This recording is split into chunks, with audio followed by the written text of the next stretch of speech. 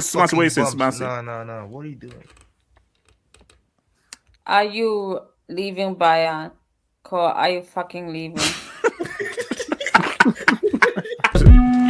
didn't even finish his sentence.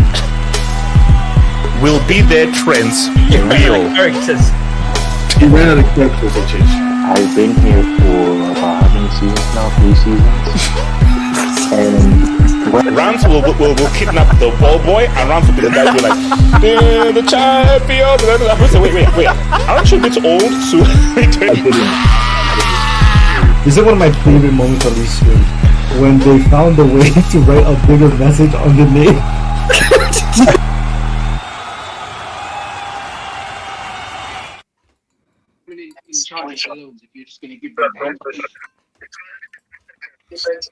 AJ's drinking water? It's the first time for everything, I suppose.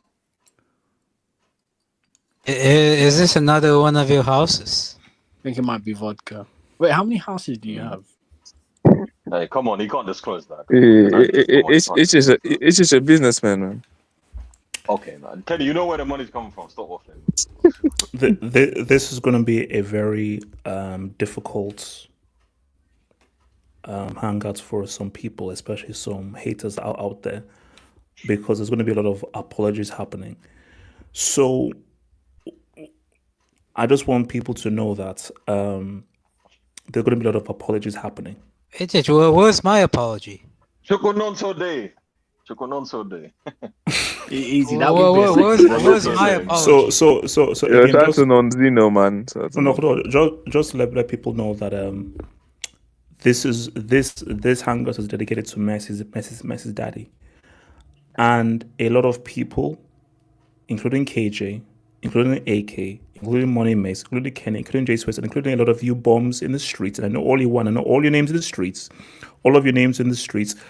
This is going to be a serious apology. What? Why would I have to apologize to him back? What? No, apologize. Everyone. Where is my What do you mean? Everybody. No, Kenny. No. Everyone's apologizing. It's just there's still a player that started from MBAPPE. What are we talking about? That's what Kenny, you were part of the abuse. Kenny, you were part of that abuse. Kenny, you'll have to apologize. I was standing up for Mbappe last time these guys were cooking him. What are you talking about? So again, we'll see. An apology is going to happen. So guys, welcome. Shout out to everyone in here. Shout out to everyone in here. We're going to talk about Messi's daddy. And we're going to talk about one of the goals of the decade. We're going to talk about one of the goals of the decade, and we're going to dissect one of the greatest goals that we've seen in the last 30 or 40 years by your boy Messi's daddy. We're going to talk about Real Madrid. We're going to talk about Dortmund. We're going to talk about PSG, Dembele, Bayern, Musiala, unfortunately, with his horrible injury. We're going to talk about Chelsea, a pass to the final. We're going to talk about Fluminense. And again, Kenny, don't hate me. We're going to talk about who Chelsea should prefer to face in the final. It's just chill. There's a game to be played. Kenny, I didn't come all this way to lose to Fluminense. I'm sorry. Kenny, I didn't come all the way to lose to Fluminense. There's still one more step to the path. The path is no. We haven't fully walked The Kenny, full with path. all due respect, I didn't come all this way to lose to a team called Fluminense, bro. AJ, That is did there not going to be happen. any discussion on your cousin going to Arsenal, or that's one of like the Who? Also, Alonso, is there man. going to be any thank you to me, bro? Chukwu Alonso coming. Wait. Chukwu Alonso- AK, thank you for what the hell did you do, AK? I went to the game yesterday. I shouted at the top of my lungs, Chelsea, Chelsea, Chelsea, Chelsea, Singers. Chelsea. Okay, Wait. All right, okay, I'm not done. I'm not done. Some white people side-eyed me. Yeah, because you're not proper Yeah, Chelsea. can you give me my congrats? Money Maze, okay. relax. No. Because you're not proper AK, Chelsea, that's why. Money Maze, relax. because okay, you heeded the warning. Thank you, and I'm glad that you did not allow John Smith or Terry Rawlings to try and deter you from supporting Chelsea. Chelsea. Shout out to your brother. Shout out to Chelsea. Okay, so guys, let's deal with this first, guys. Remember, guys, like the vid, guys. If there's anything you wish to add to the show, please feel free to send in the Dubinsky. Remember, guys, your Dubinsky's and the super chats help to keep this channel alive and well. Unless they don't go towards OnlyFans, they go towards world peace. So, who wants to apologize first to Messi's daddy? I have nothing to apologize. Okay, can I apologize? AK, so please start your apology towards Messi's daddy, please. Thank you. Yeah, man. I apologize to Messi's daddy. I apologize to him for scoring a goal that Jose Luis scored 2 years ago against United. Okay. We're not doing this, bro. We're not doing this. I apologize for the fact that he was benched the entire tournament, and Real Madrid played better with a guy named Gonzalo Garcia up front. Yeah, man. I apologize, man. I apologize. Yeah, man. Shout out to him, man. He was out the entire tournament, and they looked better without him. How scared are you of Mbappe's mission to silence his haters next season? How worried are you? Are you quaking in your boots? Are you quaking in your boots? Are you having nightmares? Are you having flashes? Are you having flashbacks? Are you having PTSD? I don't mind it, because if Mbappe scores, if Mbappe wins the Club World Cup, that means Chelsea are out. So, I mean, I don't personally mind it. It's a win-win situation. But yeah, I apologize to him, man. I apologize to him. You know, shout out to him for losing his starting spot to a guy that came out of the Real Madrid Academy about 2 months ago. AK, if everybody is fit, Vinicius Junior holds the bench. Stop it. We know this. I mean, you could say that. But then... AK, open your filthy, rotten mouth and tell me that a World Cup goat and Messi's biological father is going to hold the bench. Lie to me. A World Cup goat and Messi's biological father will hold the bench. He has been holding the bench this entire Club World Cup, to be fair. Slap yourself. Okay, not gonna lie, I respect the shamelessness. I respect. Yeah. Money Mace, talk to me. Could you pull up my AVI? I see an orange jumpsuit, and I'm not sure whether I want to bring that up during the primetime show. If this was a Monday, fine. I'm worried about what is in that thing because I'm wearing shades. Too bad. It's just two people. Okay, you know what? I don't trust. I think people can see it from there. I don't trust. I'm not bringing that up. But continue though.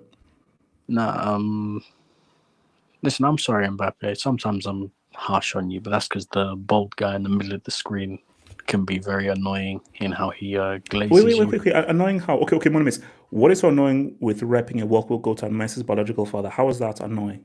Isn't that what everyone should be doing? Repping a Messi's biological father and a World Cup goat? But you're saying Messi's biological father. Yes. They played each other in the World Cup twice. One time Mbappe won, one time Messi won. No. Okay, no, correction. Mbappe won in regulation. Messi relied on other people to win on penalties. Messi has never beaten Mbappe in regulation, either for club or for country. Hence the name biological father, Messi's biological father. Comprende? So is Lamine Yamal Mbappe's dad by your logic? It doesn't work like that. It only works that side. It doesn't work like that, bro. So. Okay. No, I'm just Money, curious. money maze. So is Is Zidane it money? R9's Is streets? dad? No, streets. Thank you. Money maze. Don't tell me Thomas is in that. Your AVI. Well, it's Diddy Money and maze. Just keep someone else. talking. Money maze. Just This see. Streets. Thank you. Streets. Thank you. Money maze. Just keep talking. Just keep talking. Well, Just it's keep talking. Diddy and someone else sharing a jail cell. Okay. Okay, so by your logic, is Zidane R9's father? Because R9's never beaten Zidane in regulation. I'm sure he has if you go far enough back. He hasn't. I'm sure he has, but we'll continue though. Nah, listen, shout out to Xabi Alonso because he's done very well to find a balance for Real Madrid, and they actually have a system and they actually play good football. Like, today was one of the first times I've seen Real Madrid actually put in a good 90-minute performance in quite a while. I genuinely can't remember the last time I remember a good 90-minute performance from them. And I mean, the 3-5-2 is an interesting system. I didn't think it was going to originally work with the amount of wingers that they have, but using Vinicius and MBAPPE as strikers, even though I'd see them more as wide players, and then you get Goulet, Valverde, Bellingham in the midfield, and then you also get Tchouameni in there. You're getting all your best players in the system, which is what counts. So, listen, credit to him, credit to all the players, and listen, shout out to Gonzalo Garcia because speak on it. To be a forward player and to break into Real Madrid's team, that's difficult because this is the one club in the world where you can have a great season and they'll literally just go buy someone like world class to just say, hey, we're going to buy him just because, like, Modric had a great season in 2014. And what did Real Madrid do? Oh, James Rodriguez, 50-60 million because he's the new hot thing that everyone wants. Like, Vinicius put in a quality season. But let me ask you this though. Based on how well he's played, does Alonso start him? Does he now have to start, or is it going to be name tags? No, but one thing this does do is that I think he might take Endrick's place on the bench. I'm not sure where Endrick comes back into this. I think what Gonzalo Garcia has done is just he's taken Endrick's place, which in a way is kind of unfair to Endrick because I think if Endrick was coached by Xabi Alonso last season, he would have had more game time and more opportunities. It's just because Carlo Ancelotti's always been loyal to older players that Endrick didn't get many minutes to prove himself last season. But, you know, these are the way things happen. Sometimes in football, you need some luck. You just need a manager who's going to respect you and like you. Okay, so if you're Alonso, you still wouldn't start Gonzalo Garcia based on how well he's played and just how well he's working with his team. You still wouldn't start him? Not at the start of the season, no. You got to give Vini and MBAPPE the chance to show their quality because you do have to bear in mind also, HH, that as a football club, the players who you pay the most, you want them to be the best performing players. One, because it shows that you have good utilization of your money. Like, you can't pay someone 400 grand a week and they hold bench. That shows that your money's being poorly spent. And two, it's good for Real Madrid, the market, or the brand. Because, like, for example... So like, how many games would you give it's not working before you make the hard decision and bench either one of Vini and MBAPPE for Garcia to start? How many games do you give it? Do you give it 3 games? Do you give it a month? Do you give it 2 months? Listen, Madrid will be near the top of the league for the first few months of the season. It's going to be them or Barca near the top of the league. UCL is not... You only really think about top 8 once you get past the first 4 games. Honestly, I'd give it until probably say late September, October, which is like, 10, 11 games. And then after that, if Vinicius or MBAPPE aren't playing well, then you give the opportunity to Garcia to prove himself. Because, listen, he's done well at this Club World Cup. And I mean, he's scored against teams who... They are good teams. Like, listen, Dortmund are a UCL quality team. They're in the UCL most years. So to score against them, that's an impressive achievement. And I'd probably say he's been the best player at the Club World Cup. Like, in terms of someone who you wouldn't have really thought about going into the tournament, but then he's just proven himself. Wait, you're saying he's been the best player? I think he's been the best. I think not the best player. I think he's been the best player in terms of someone who you didn't expect. No. I'll say he's been the best striker, finisher. Revelation, probably. Yeah, in relation to the talent level that you rated him at going into the Club World Cup, he's overperformed the most. So but I don't think you should put the pressure on him to start. Like, guys, come on. He's played well. Like, let him have this. What he should do is just earn his way into the team a bit more. So yeah, that's it really. So Kenny, where you at, man? With because it's interesting. Obviously, first of all, thoughts on Mbappe's new bullet time goal, and then do you think Gonzalo Garcia should start? I mean, that goal ended up being the winner as well. So. Yeah. So yeah, I tell you, he might be called up because I was like, is he maybe offside, but relax. He wasn't offside. We're not going to talk. You know he wasn't offside. We're not going to talk about that. But no, he was I'm not going to lie. Like, bar the last few minutes where I don't know what happened to Real Madrid. Like, they were clearly like the better team. That was a great goal from Mbappe as well. Very good goal. But the next game, the one that should be scared is a certain Brazilian. I don't know if you're going to speak about him, but yeah, Vini, personally, I think he should be scared of getting benched. Because personally, next game, he's the guy that would bench. I would start Mbappe and Garcia together. Okay. So you think Garcia should start and someone should be sacrificed?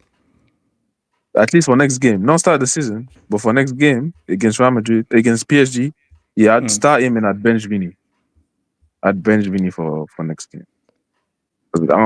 Obviously, I don't know if he's just like. Because I don't know what. So this is the scary thing here. Let's just play a game. You start Mbappe and Real Madrid. They look great. They look so superb. They look win or loss. Look great in the semi. Look great in the final. Do you then start him for next season or nah? Vini and Mbappe, name tags, money tags, wage tags, they'll start regardless next season, no matter how well Gonzalo Garcia plays for these 2 games. Well, the problem is that if they stick with the 3-5-2, then it's very difficult for Vini to find a way into the team. The thing that Monime said, there's a certain hierarchy in those clubs. You have a team and a dressing room to manage. So, like, you can't just get guys like Mbappe. So you say hierarchy, but then we know this is Real Madrid. You're here to win. So how long are you going to use that whole hierarchy and name? And if it's not working, you're not getting results. Rather than, okay, this is actually what works. Putting this guy in this team and that's why at the beginning he's not going to do it.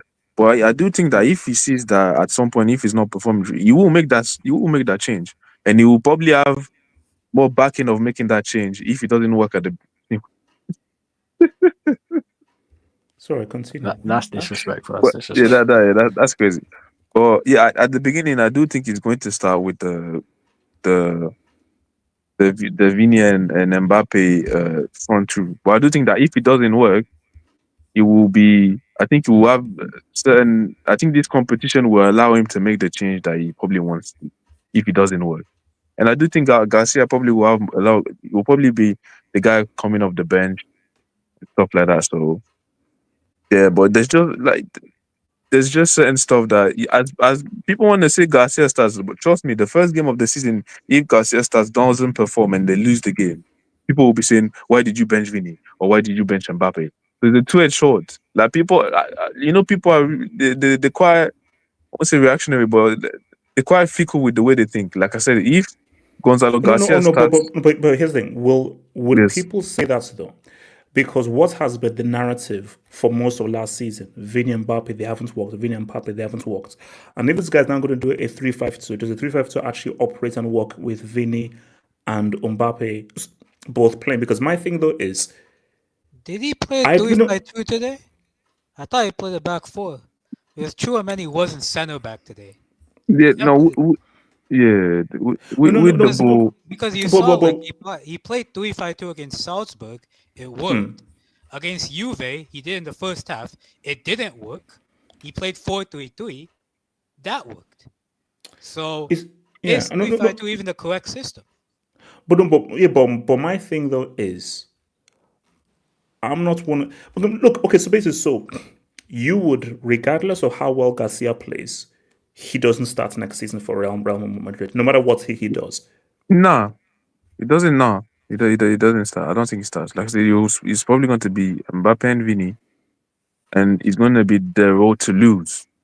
It will probably be the stars, but it's going to be the road to lose. So yeah, but like I said, there's certain, like I said, you can't be benching them type of names there, except if the performance really dropped to a certain level. Like, unless he was brought here to probably try and make it work. I think benching Rodrigo is cool enough. But I think like he's been put to the wayside. But one of Vini or Mbappe, nah, I don't see it going just slide. I don't see Perez letting it slide like that.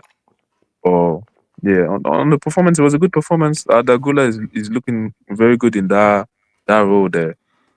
And yeah, even the Tchouaméni that even me saying, guys were saying is Tchouaméni, the Camavingas, have they been good enough? Tchouaméni has been looking very good in that role, like the EM/third centre back when he plays. Oh yeah, no, I think this performance against Dortmund, especially that first 75 minutes, that's probably the best performance I've seen Real Madrid. That's the best Real Madrid I've seen this competition. So yeah, no, it's looking good. But Also, Kenny, I could go even further. That's the best I've seen for Real Madrid in a lot of months. AK, relax. AK, relax. AK, don't take the bait. Don't take the bait. He's gone. He's with Brazil. Don't take the damn baits. Okay, this is now elderly abuse. AK, this is now elderly abuse. I don't wanna. I'm not gonna insult him here, but like, it kind of shows because I'm sorry, with all due respect to Ancelotti, you cannot tell a guy like Fran Garcia to just ball out. Like, you need to give him a certain structure and position, working. AK, what are you trying to say about Fran Garcia? Saying he's stupid? He's not that. He's not compared to a. He's not Marcelo. He's not Marcelo. Yes. He is not. He's a decent player. He's not incredible. But for decent players, you need to give them instructions and give them a certain job to do. Wait. Okay, AK. A certain way. So AK. So you know for a fact that he didn't give Fran Garcia instructions. That he just said to Fran Garcia, "Ball out." From what I saw, bro, I saw Fran Garcia invert into midfield. As a manager, would you give Fran Garcia a free roll? He was. Hell, no. I'm agreeing. No, heck no. Don't give him. I'm just saying that. Are we saying that Carlo Ancelotti, all he does is everyone ball out? He doesn't. He's never given instructions to anybody. No, he clearly saying that he's that geriatric. No. He gives like instructions, but like for guys like Fran Garcia, you need more than just basic instructions. You know what I mean? Yeah, I do think that he will probably give like the defenders, he give them a set template, but he should the forwards. This is the most structured probably the players has been, like I said, since a long time. But yeah, we'll see against PSG. This will be the tougher position. I think that's the game. Yeah, that's something. No, PSG is good. We're going to talk more about that when I get the ball. Okay, so you're saying it's so far so good for Real Madrid. Yeah, so far so good. And like I said, this has been the best that I've seen them this tournament. So it looks like they're probably. Kenny, don't be cowardly. Has this been better than any performance they've had last season under Don Carlo? I mean, the bar was quite low, so yeah, probably yes. He wasn't that hard to beat. So I mean, yeah, he's probably been the best that they've looked here. The most cohesive, probably yes, 100%. Okay, talk to me, man. Hello, HH. How are you?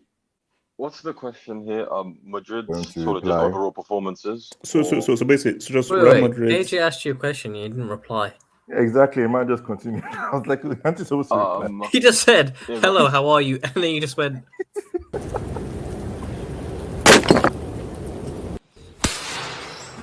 Damn bloody fool. Proceed. AJ likes diabolical, isn't it, KJ? No, he likes to ignore me when I ask him that question. I'm not quite sure why. No, but based on Madrid's performances this Club World Cup, I think they're always going to have a more cohesive and sort of system-based approach to what Ancelotti did last season. because Alonso's just more of a sophisticated manager in that way. I think the biggest surprises, in my opinion, I'll say two things, particularly going to one of these games, the Madrid-Salzburg game. Arda Güler in midfield, like the guy, he's very two-footed. KJ, is this better than any performance they've had last season under Don Carlo, aka the geriatric? Yes or no? Oh, you're just opening it up to abuse now. Like you're telling me to not insult. AK, you started this. You started it. Wait, I have a question. Are we gonna have an actual breakdown of this team, or are you just gonna be throwing in agenda questions to for content or something? KJ, KJ, come on, you know what we do over here. Like, come on.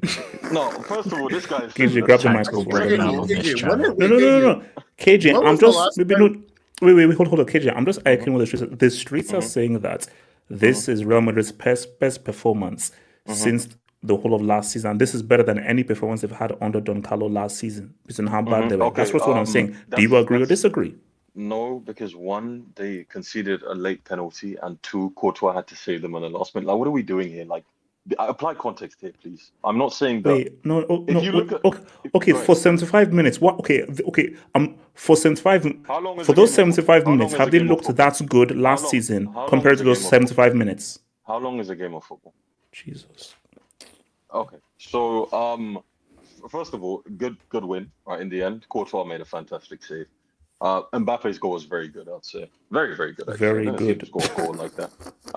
No, it's fantastic. Actually, it was a Thank good you. goal. Thank you. Spectacular. There we are. What do you want him to say? It's the greatest goal of all time. Honestly, right? No, no, this guy, spectacular. man. Goal of the No, decade. we're not Continue. doing any glazing here.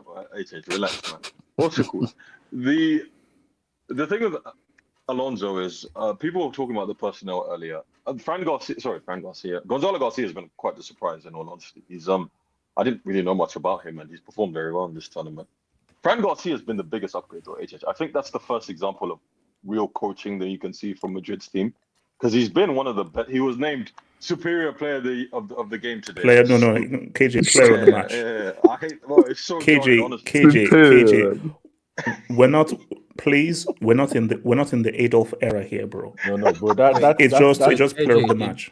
KJ, you just say Fran Garcia's superior race. Okay. We're not here to promote Adolf, bro. So here it's just called player of the match. Continue. That's the cringiest title I've ever heard. Yeah, honestly, But I'm just saying, was he voted the superior race today? He was voted superior player of the match. Yeah, but the no, black it was guy a very good. got in this It was a very award good performance from him today. And the black guy got in this award. Garcia's been let's say a fortunate an advantage for Madrid, because I thought we've all said they possibly need a striker this year, and now they have a kid who doesn't need to start. That's the important thing, right? As everyone said. Mbappe will start the season as striker. That's the first thing. The second thing, I do think Vini will be one of the. I think they will play 3-4-3 or 3-4-2-1, right? And Vini will start. Let's get that out of the window here. So you're saying Garcia holds bench. No, 100%. So even if Garcia drops a 5-piece in both games, he holds the bench. Mm-hmm. You know what's the funny thing? If Mbappe was fit all these games, would Garcia have gotten as many minutes? Answer yes or no. No, but he's gotten the minutes. Mbappe hasn't been fit, and Garcia has been amazing. That's what has happened. KJ, let's deal with what is, not what if. Yes, okay, let's deal with what's going to happen. Mbappe is going to be fit for the start of the season, I imagine. At that point, is Garcia still playing as much as he's been playing this tournament? No. So logically, he's going to start the season on the bench. The second thing is, I think Güler in the midfield has also been a happy surprise, because they needed, let's say that creative spark from midfield that none of their players actually give them in terms of the final ball, right? I would say, and what's his name? Alonso's thing. We've all said this, a philosophy manager, one doesn't really work at Madrid. But the worst thing you can do is come in and start dropping stars, right? That's not realistically, even if he wants to do that, even if he sees his best team as with Gonzalo Garcia and one without Vini, right? He can't do that at the start, realistically, especially if the results start going bad. So it's going to take special circumstances for Garcia to be Madrid starting. He'll start like the few Champions League, the dead rubber Champions League games they might have against freaking Victoria Prison and stuff like that. And the Copa del Rey games, but I don't think he's going to be a main starter. But he is a good option to have on the bench. Someone mentioned something about Endrick. That loan at Celta Vigo is going to do wonders for his career, because I don't know where he gets into this Madrid team. They need to find a loan for him, whether it's back in Brazil, whether it's in Spain, right? Italy. Wait, hold up. You're sending him back to the favelas after just came to Madrid? Nah, he's better than that. He's better than that. Okay. He can go to a European club. Yeah, KJ, are you sick? Whoa. No. Wait, no, hold up. KJ, this man came through all the way to Real Madrid, marred that goal-digging blondie chick of his and everything, only for you to tell him to go all the way back to the favelas to go and find it. KJ, have you heard the term of moving backwards? He literally was moonwalking back in life. It's his respect the favelas. The people are saying that the favelas is better than the Serie. What are we doing? No, wait, hold up, Kenny. I was talking about KJ. I was talking about Money Mace, who said it's better than that. No, Kenny. I'm talking about in life terms, Kenny. So you can't. KJ said that this guy should go out on loan back to Brazil. And then no. Celta Vigo is one thing. So you want to go either to Celta Vigo or go back to loan to what? Fluminense, Flamengo. I have a question. I mean, might as well go back to Fluminense or Flamengo over Celta Vigo. So Chelsea can dunk on you. First of all, Celta Vigo playing European football next year. Let's have some respect, please.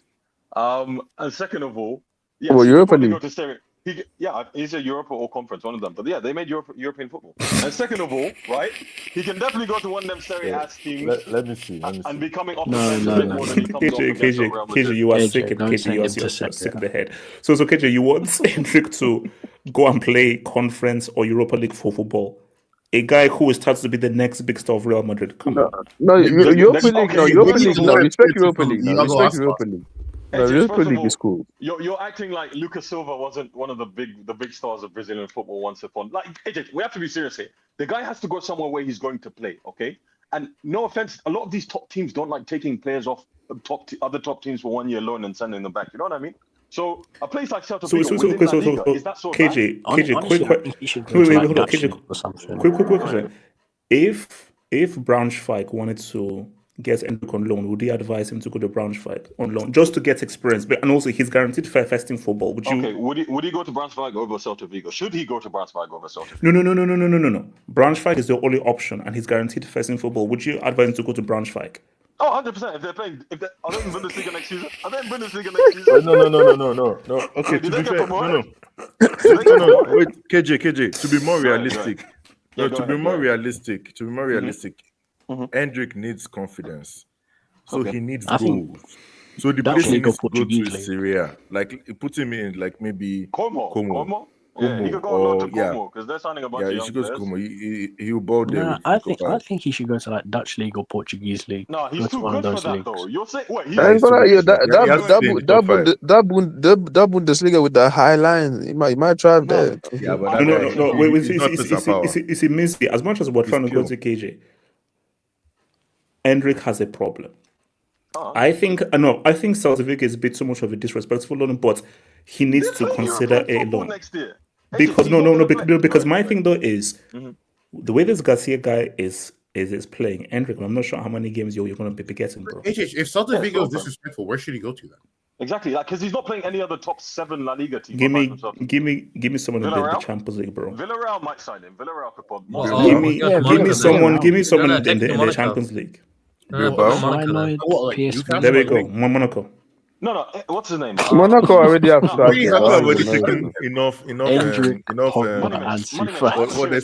should I call them? Enough charity cases. They're very taking enough charity. They can't be taking. Monaco literally have a better striker than him right now.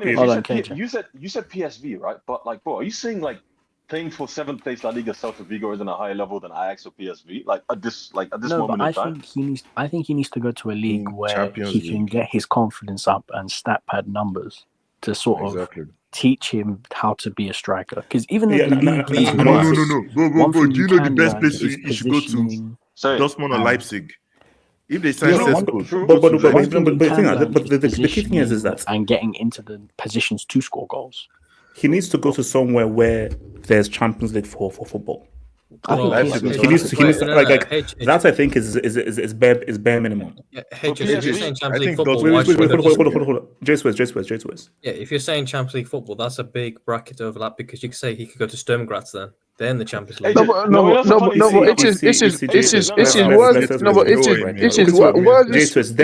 called? Is basic Shikshare or whatever the heck they're called. Let's not do that. No, but why is it shown that they deserve this? He has divine right to play Champions League football. Why is it shown? Because he's a quality player. We know he's a quality player. What do you mean? Be realistic here. There's quality teams in the Europa League. What are we talking about? Wait, you're talking about PSV, right? What's his name? Money Mace. If PSV get to the Champions League group stage, which they will because they won the league, right? And they get knocked out in the that's what he possibly starts 5 out of 8 games, or if they make the round of 16 at best, like they probably can, right? He starts qualifying rounds as well. Let's assume they make it to the same stage they did before. He would have played 9 or 10 games because they played the round of 32, round of 16, and the group stage games. And that's fair, but my thing is this: I don't know whether a 10-game spell in the Champions League like really does anything for a player like that, right? When realistically, we've already seen him play 10 plus games in the Champions League last year. He didn't start them, but what's really the difference in level if it's the same competition? What he needs is regular league play, in my opinion, over a team like that. And a team like Celta Vigo, they might not give it to him, but they possibly will give it. If they get a guy like Endrick, they're probably like, we can't believe we have a talent of this level, right? Go and play him. Go to a league like that, or like someone else said, go to Cornwall, man. But he might possibly not want to go there. So yeah, he has a problem in that sense. HH, do you still think they need reinforcements? Like, if anyone tell me, do you still think these guys need reinforcements? Wait, who? Real Madrid. Madrid. Like, do you think? Yes. Do you think they need another centre back? Do you think they need another centre back? I think that defense is quite weak. No. Look, bro. I think midfield 100%. Remember, Modric is out, so Modric is leaving. They never got a Toni Kroos replacement. Now they need a Modric replacement. And also, we are not repping Danny Loss, bro. We're not repping Danny Loss. But you have to know, they're bringing in 2 midfielders in the sense that Valverde is coming back to his natural position. That's the first thing. And secondly, Guller's going to be played more and more as a central midfielder because there's not really a position for 10 in that team. Who is the controlling midfielder? Who is the metronome? But he looks like Guller is the guy that is controlling. Yeah, it's Guller. I mean, I watched him live. I'm telling you, the guy is very good. But bear in mind it was Salzburg, so let me check. So Guller can do the role that Toni Kroos did. He can do that role. The problem is you're expecting him to do it to that level of a Toni Kroos, and that's just not feasible. If you're talking about similar traits, particularly the passing and the ability to slow the game down, he does have that. Right, we have to give him a chance in that sense because it seems like Madrid aren't bringing in central midfielder. There's worse players to have than a developing Oda Guller in that position, in my opinion.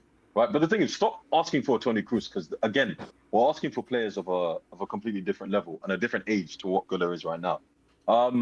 Yeah, but going forward, what like we've asked in the past, based on what they've done, 2 questions for you. One, have they surprised you, right, in terms of how they performed, how quickly they gelled, as you might say, albeit against opposition who might say is a lower level. And 2, right? What's success for them next season? Again, like we asked before, what's success for Madrid next season? Like, there's no Madrid fans on here right now. Major title, other Champions League. Okay. Wait. Answer to your first question is, and again, I don't want to be rude. I want to be respectful to a legendary manager. If you go from let the ballers ball to instructions, you're going to see a change immediately. Okay. So, Kenny, mute your mic. Can you mute your mic? Wait. I can't wait to see Brazil again, man. Wait. So remember, KJ, it would be surprising if, I now have to get to all these instructions from these guys and give them a whole new bunch of instructions. Yeah. These guys have never been told anything. So this is the first time they've had any instructions in like 2 or 3 years. So of course they're going to look. It's going to be automatic because you're literally giving people instructions who've never had instructions. So you're telling me that they had the substitute teacher for like 2 years. That's what you're telling me. No. I telling me that the guy on the left is dumb. He can't follow instructions. The guy was just balling. Yeah, HH, you guys overdo this. You guys overdo this, man. Honestly, you know the guy on the left. Wait, hold on, KJ. No, KJ. Here's the thing. This is not to even insult Ancelotti. Go ahead. Ancelotti gives you a very basic blueprint. So if a guy is going to come in and actually give you instructions, you're going to see changes immediately. No. The problem is, not with the good players, but the average. Forget giving them instructions. They've been using iPads for the first time, which was like some amazing thing they did. J2S dumb. You want to know what's the problem? You think that Shout out to technology, man. You guys forget, like, I would say genuinely these three teams. I would say genuinely, right? Managing these three teams is very different. They were still using pen and paper. Bro, give me a second. That's why I was still using pen and Wait, paper. hold up, KJ. I think that managing Money Mason is just making a point. I think that managing Barcelona, Real Madrid, and Bayern Munich, right? Micromanaging players at that level, I don't think works. Like what you're talking about is basically micromanagement, and I'm sorry, I don't think that will go. KJ, no. KJ, we once know. Can you see? Wait, hold on. AK, before you go down, I'll come to you, AK. KJ, we won't know until we see. Of course, yeah. Because remember, the key you have to understand is, because I would have agreed with you before Alonso was, and also with you, but then I thought, these are young players. Yeah. You would be right if these were older players. These are younger players who. It's a different world. So we may not see a thing of like, if they're actually given instruction and a proper structure, you may see it actually work out to be effective in a way that we didn't see before. You just never know. So wait, hold on. Sorry, hold on, AK. You wanted to say something to AK. Can I talk after AK? Yeah. This is not to insult the guy. Like, here's the thing. Like, of course, like I agree with KJ that your man management has to be exceptional to work at these top clubs. And this is not to say that Xabi Alonso should micromanage a guy like a Vini or an MBAPPE or those level of player. But a guy like Fran Garcia does need to be sort of micromanaged, because at the end of the day, to get something best out of Fran Garcia, you can't just, hold an arm around him and give him a basic blueprint. You need to tell him exactly, this is what you're supposed to do. This is what I want you to do. And we're going to use your strengths to do this. But someone like a Vini may be given more freedom than someone like you have to almost pick and choose which players need the freedom. And especially with someone like a Tchouaméni, for example. Tchouaméni is a very talented footballer. But he is not a Cruz who can organize a build-up all on his own. He is not a Modric who can come up with a piece of brilliance, carry the ball past 3-4 players, and deliver a great pass. He is a player that needs to be coached to stay in the correct position or to press at a certain point where his strengths will be shown. Ancelotti, the issue for me was he was using Tchouaméni like he was Toni Kroos. But Tchouaméni is not Toni Kroos. Tchouaméni has certain strengths and certain weaknesses that you need to accentuate. It's that simple. Like, you wanna know my short rebuttal to that is that I think people are actually forgetting quite how much Madrid's deficiencies last season were, I think, predominantly down to the defensive failures. Like, we have to forget that the season before, this was a team that won the league and cup double. So League and Champions League double, right? Okay, they didn't lose any top players that summer aside from Cruz, right? And they didn't replace him 100%. But that was not on Ancelotti because what? He wanted one, and Perez said, "Fuck no," right? Because of MBAPPE. The second thing is, right, the fall off of Rudiger and the defensive injuries, right? And the defensive injuries are predominantly the reason why Madrid did so bad last season. Because AJ, if you look at how bad they were, right, and how many points they actually finished behind Barca last season, right?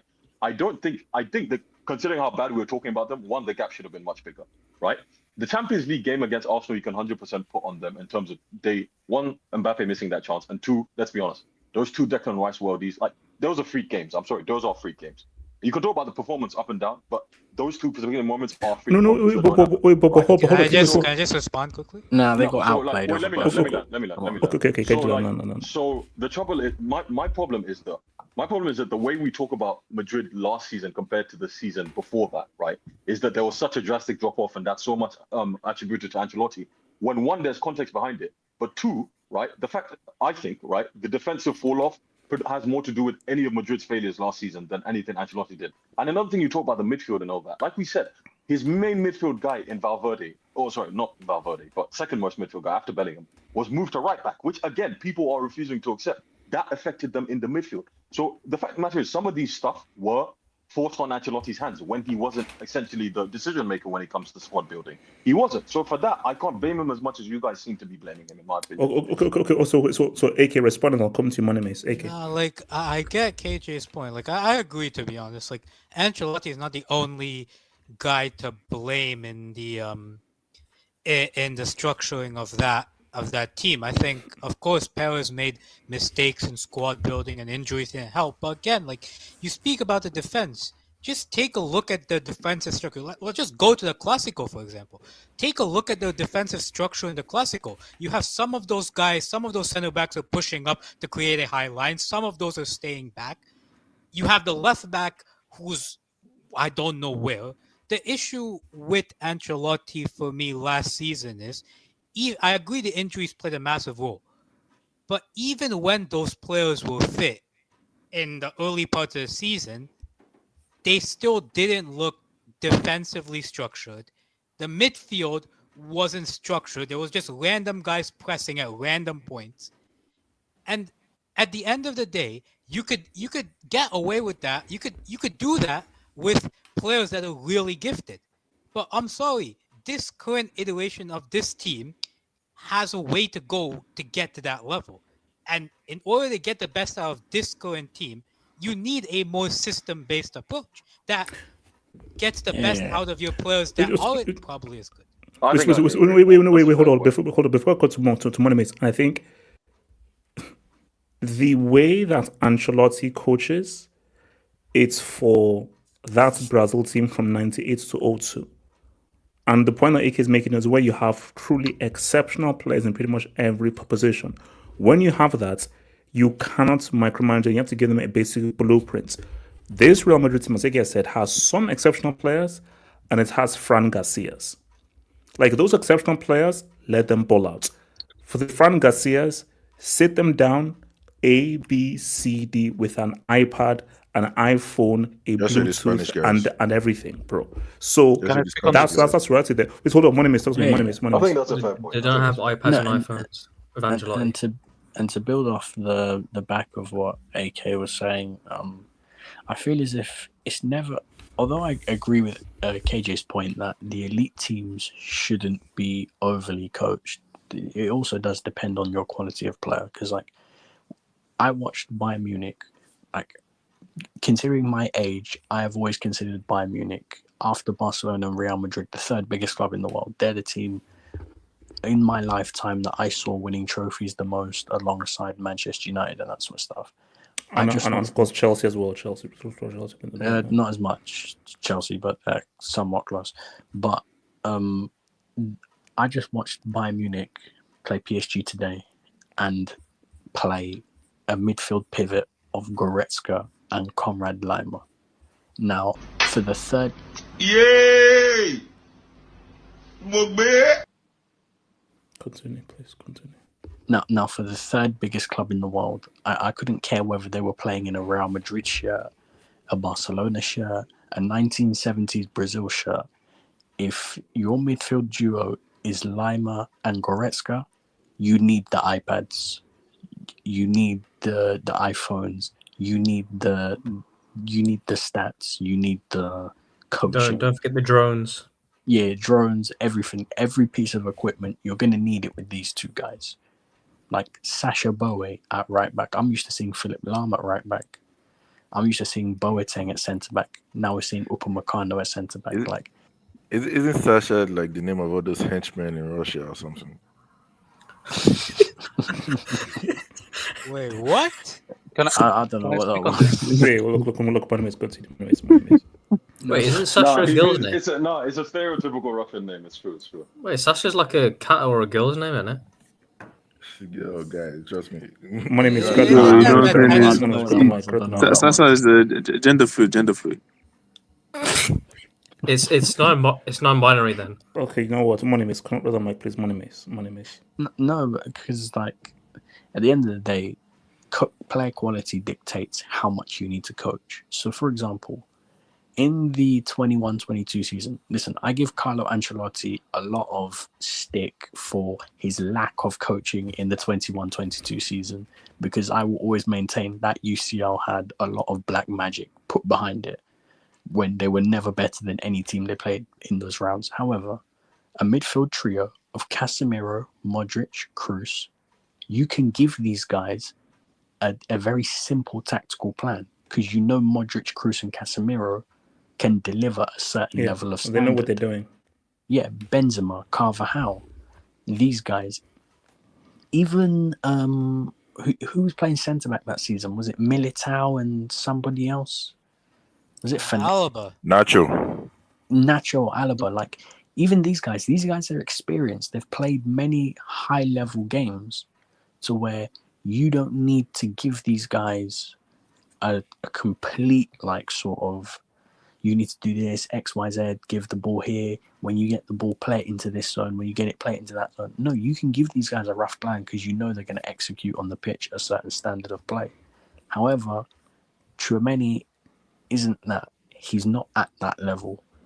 Even Rudiger's a good centre-back, but Rudiger still technically on the ball needs a plan from the manager to tell him where to pass that ball. Does Jude need an iPad or can he ball out? No, I think Jude also needs an iPad. No, he needs an iPad.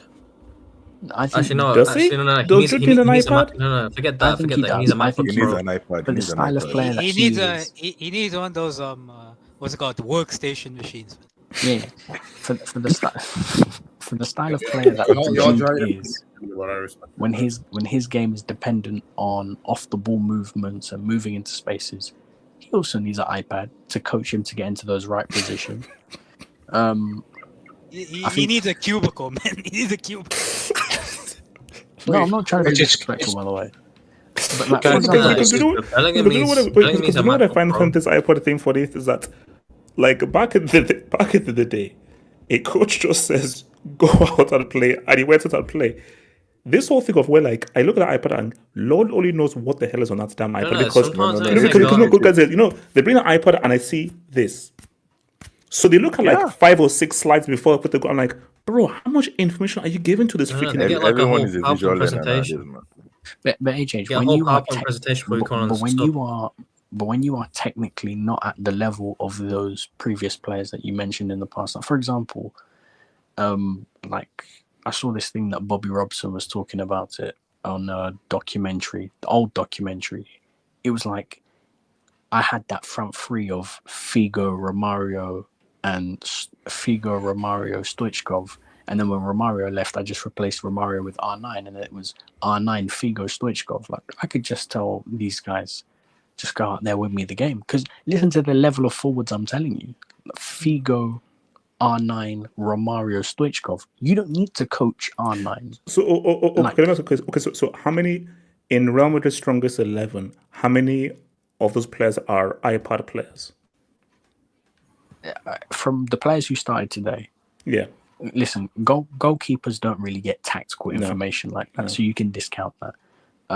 Trent, I mean, somewhat. He's got ability, but I still think he needs to coach. Let's be honest, he's an iPad player.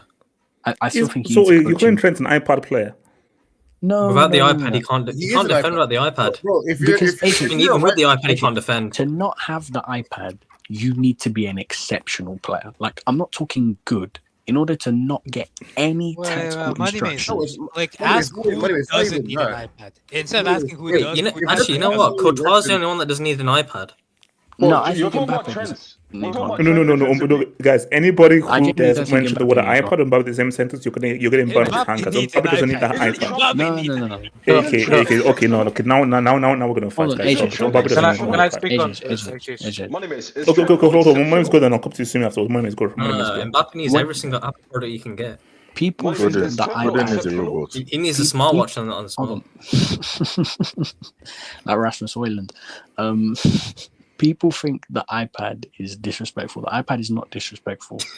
You only don't need the iPad if you are truly an exceptional player. If you are one of the world's best, then you don't need the iPad. Money miss.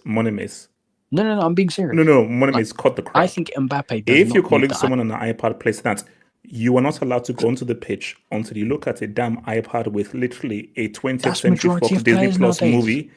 HH. No. That's majority of players nowadays. HH. Wait, Trent is an exceptional? What are we doing here? No, I think let's be most of these iPad, like a lot of these guys, they don't really care about what's told in them iPad. Like the guy is about to come on the page. But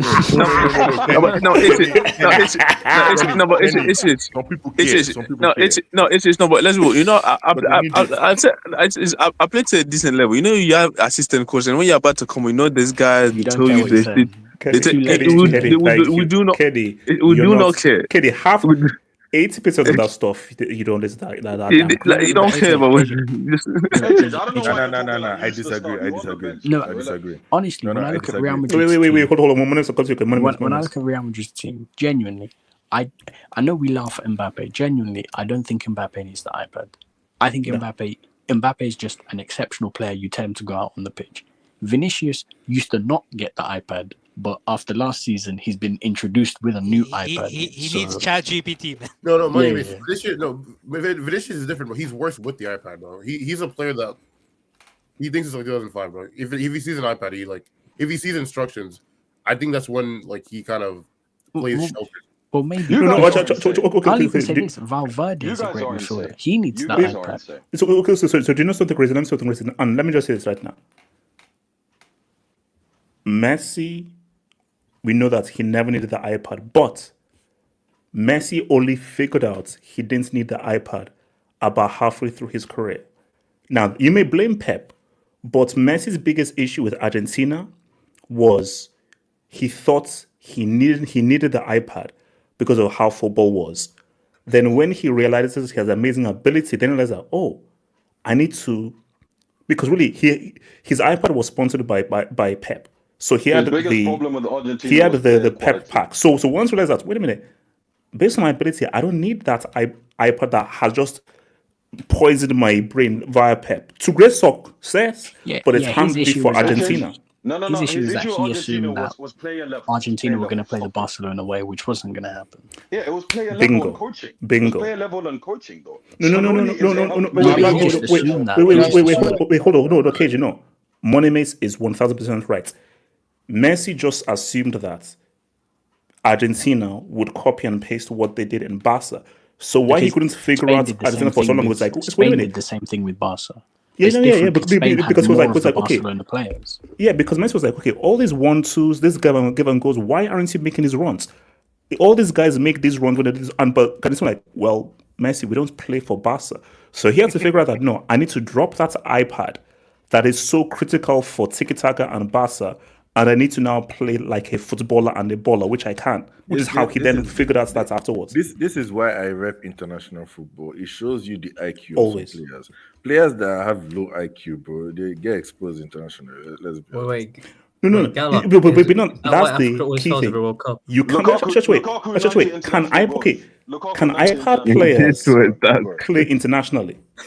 Well, you talk about iPads. I said Africa always wins the World Cup. So, do you consider Bukayo Saka an iPad player? If you say yes, I think so. Yeah. He still plays well internationally. Wait, I have a question. How is Vini's record in Brazil is absolutely diabolical. How is he? How is he a low IQ footballer? Like, you guys are just saying words at this point. Like, what are we doing here? Low IQ. Lukaku and Shaqiri. No. Okay, no, guys. Wait, guys. Hold up. If you're an iPad player, doesn't mean you have low IQ. No. Majority of players are iPad players. Gatlock said if you perform, the only players who can perform internationally are have high IQ players, which Lukaku performs internationally. So. Not really. Except for Brazil, what big game has Lukaku ball then? Like, what are we doing here, man? He has like 19 international goals, big game. Bro, Shaqiri as well, bro. What are you talking about? Freaking who else? Shaqiri's not. There's a difference between you do realize IQ and talent are different, right? IQ actually need your brain. Like you can be a shit player and have good performances for Switzerland. I have a question. Yeah, I'm saying, how are you one of the best players in the world and you have low IQ? How does that coordinate? Wait. Eduardo Vargas. Wait. Hold on. Let's go around. Wait. Hold on. Sumia. Talk to me. So, hi, HH.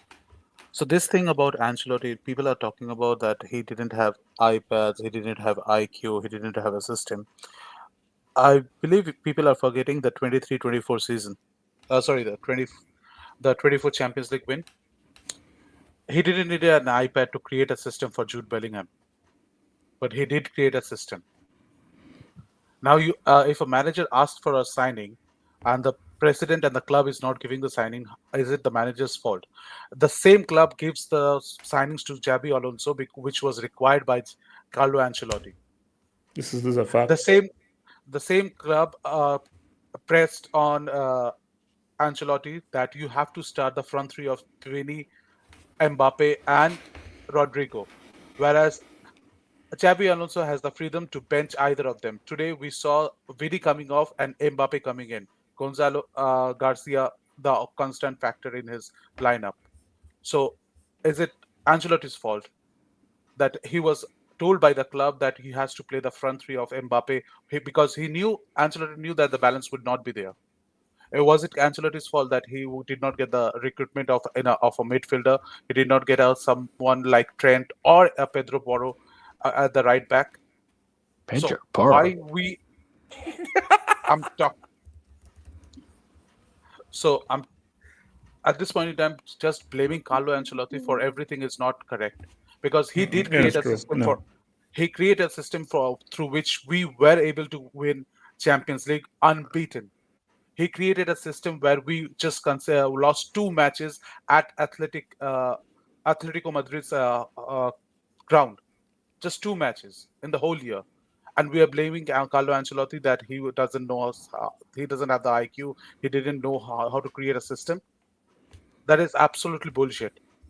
Because he did what what was given to him. He created a system, and we got the best result out of it.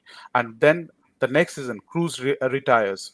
Carvajal is injured in the month of October, and we don't get anybody in the month of January. He requested for a midfielder. He did not get it. So it is Carlo's fault that Real Madrid lost last season. No, I think people really discount how little support that Carlo had, especially in January. And upon all that, you still be able to come second. But again, like, you're looking at us like, what was he supposed to do when they badly needed these players, and he was not giving these players. There's no excuse for Arsenal. They lost to a team that had the CDM.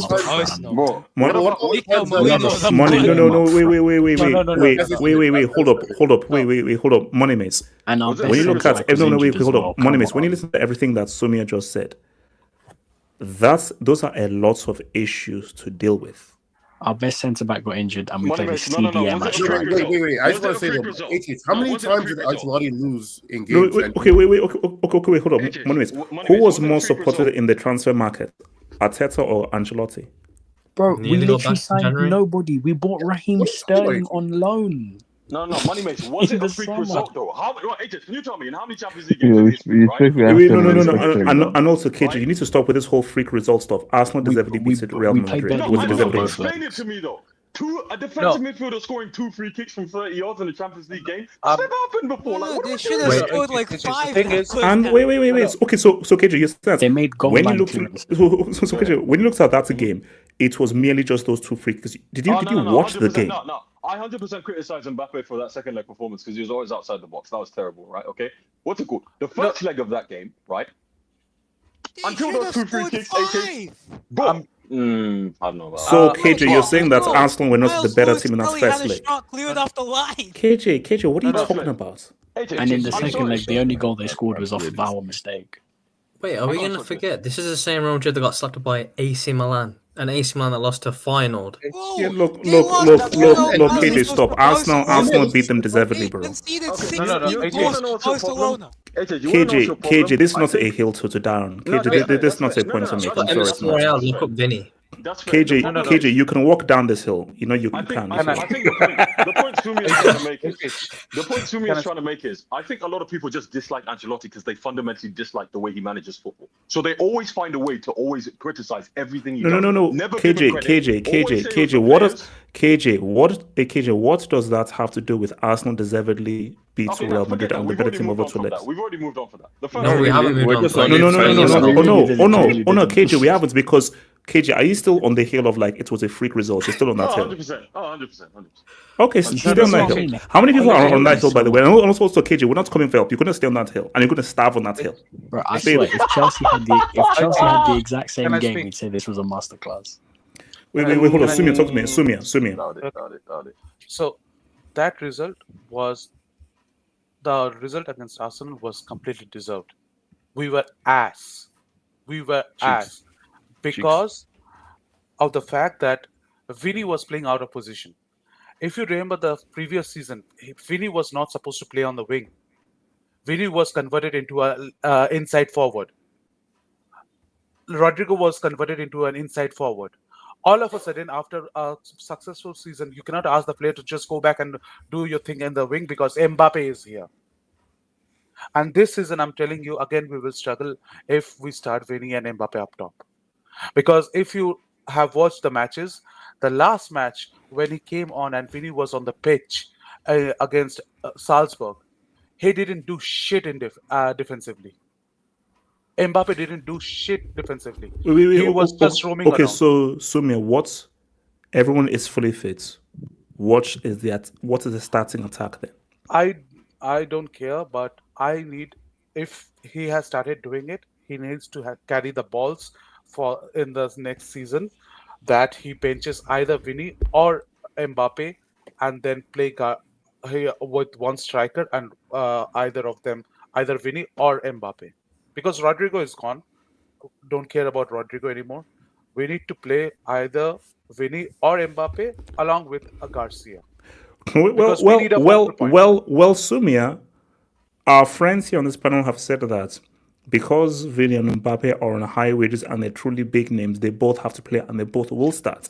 And I was the guy that says that no, Garcia has played well. He should start, and someone has to hold the bench. If you're a club like Real Madrid, Vini and Mbappe have to start because when they do well, they make you more money than Garcia doing well.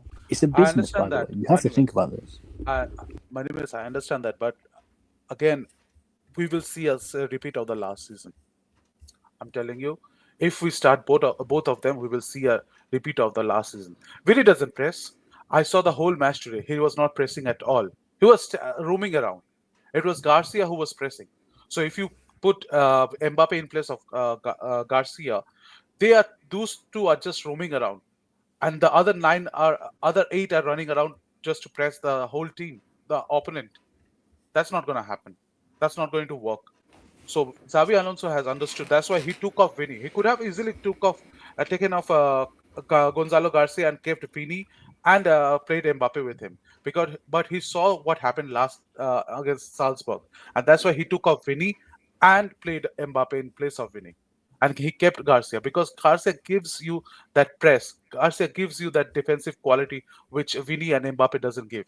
And if we start both of them again this season, you can bring anybody from any football club. We will struggle because it's a team game. It's not just about 8 outfield players and a goalkeeper.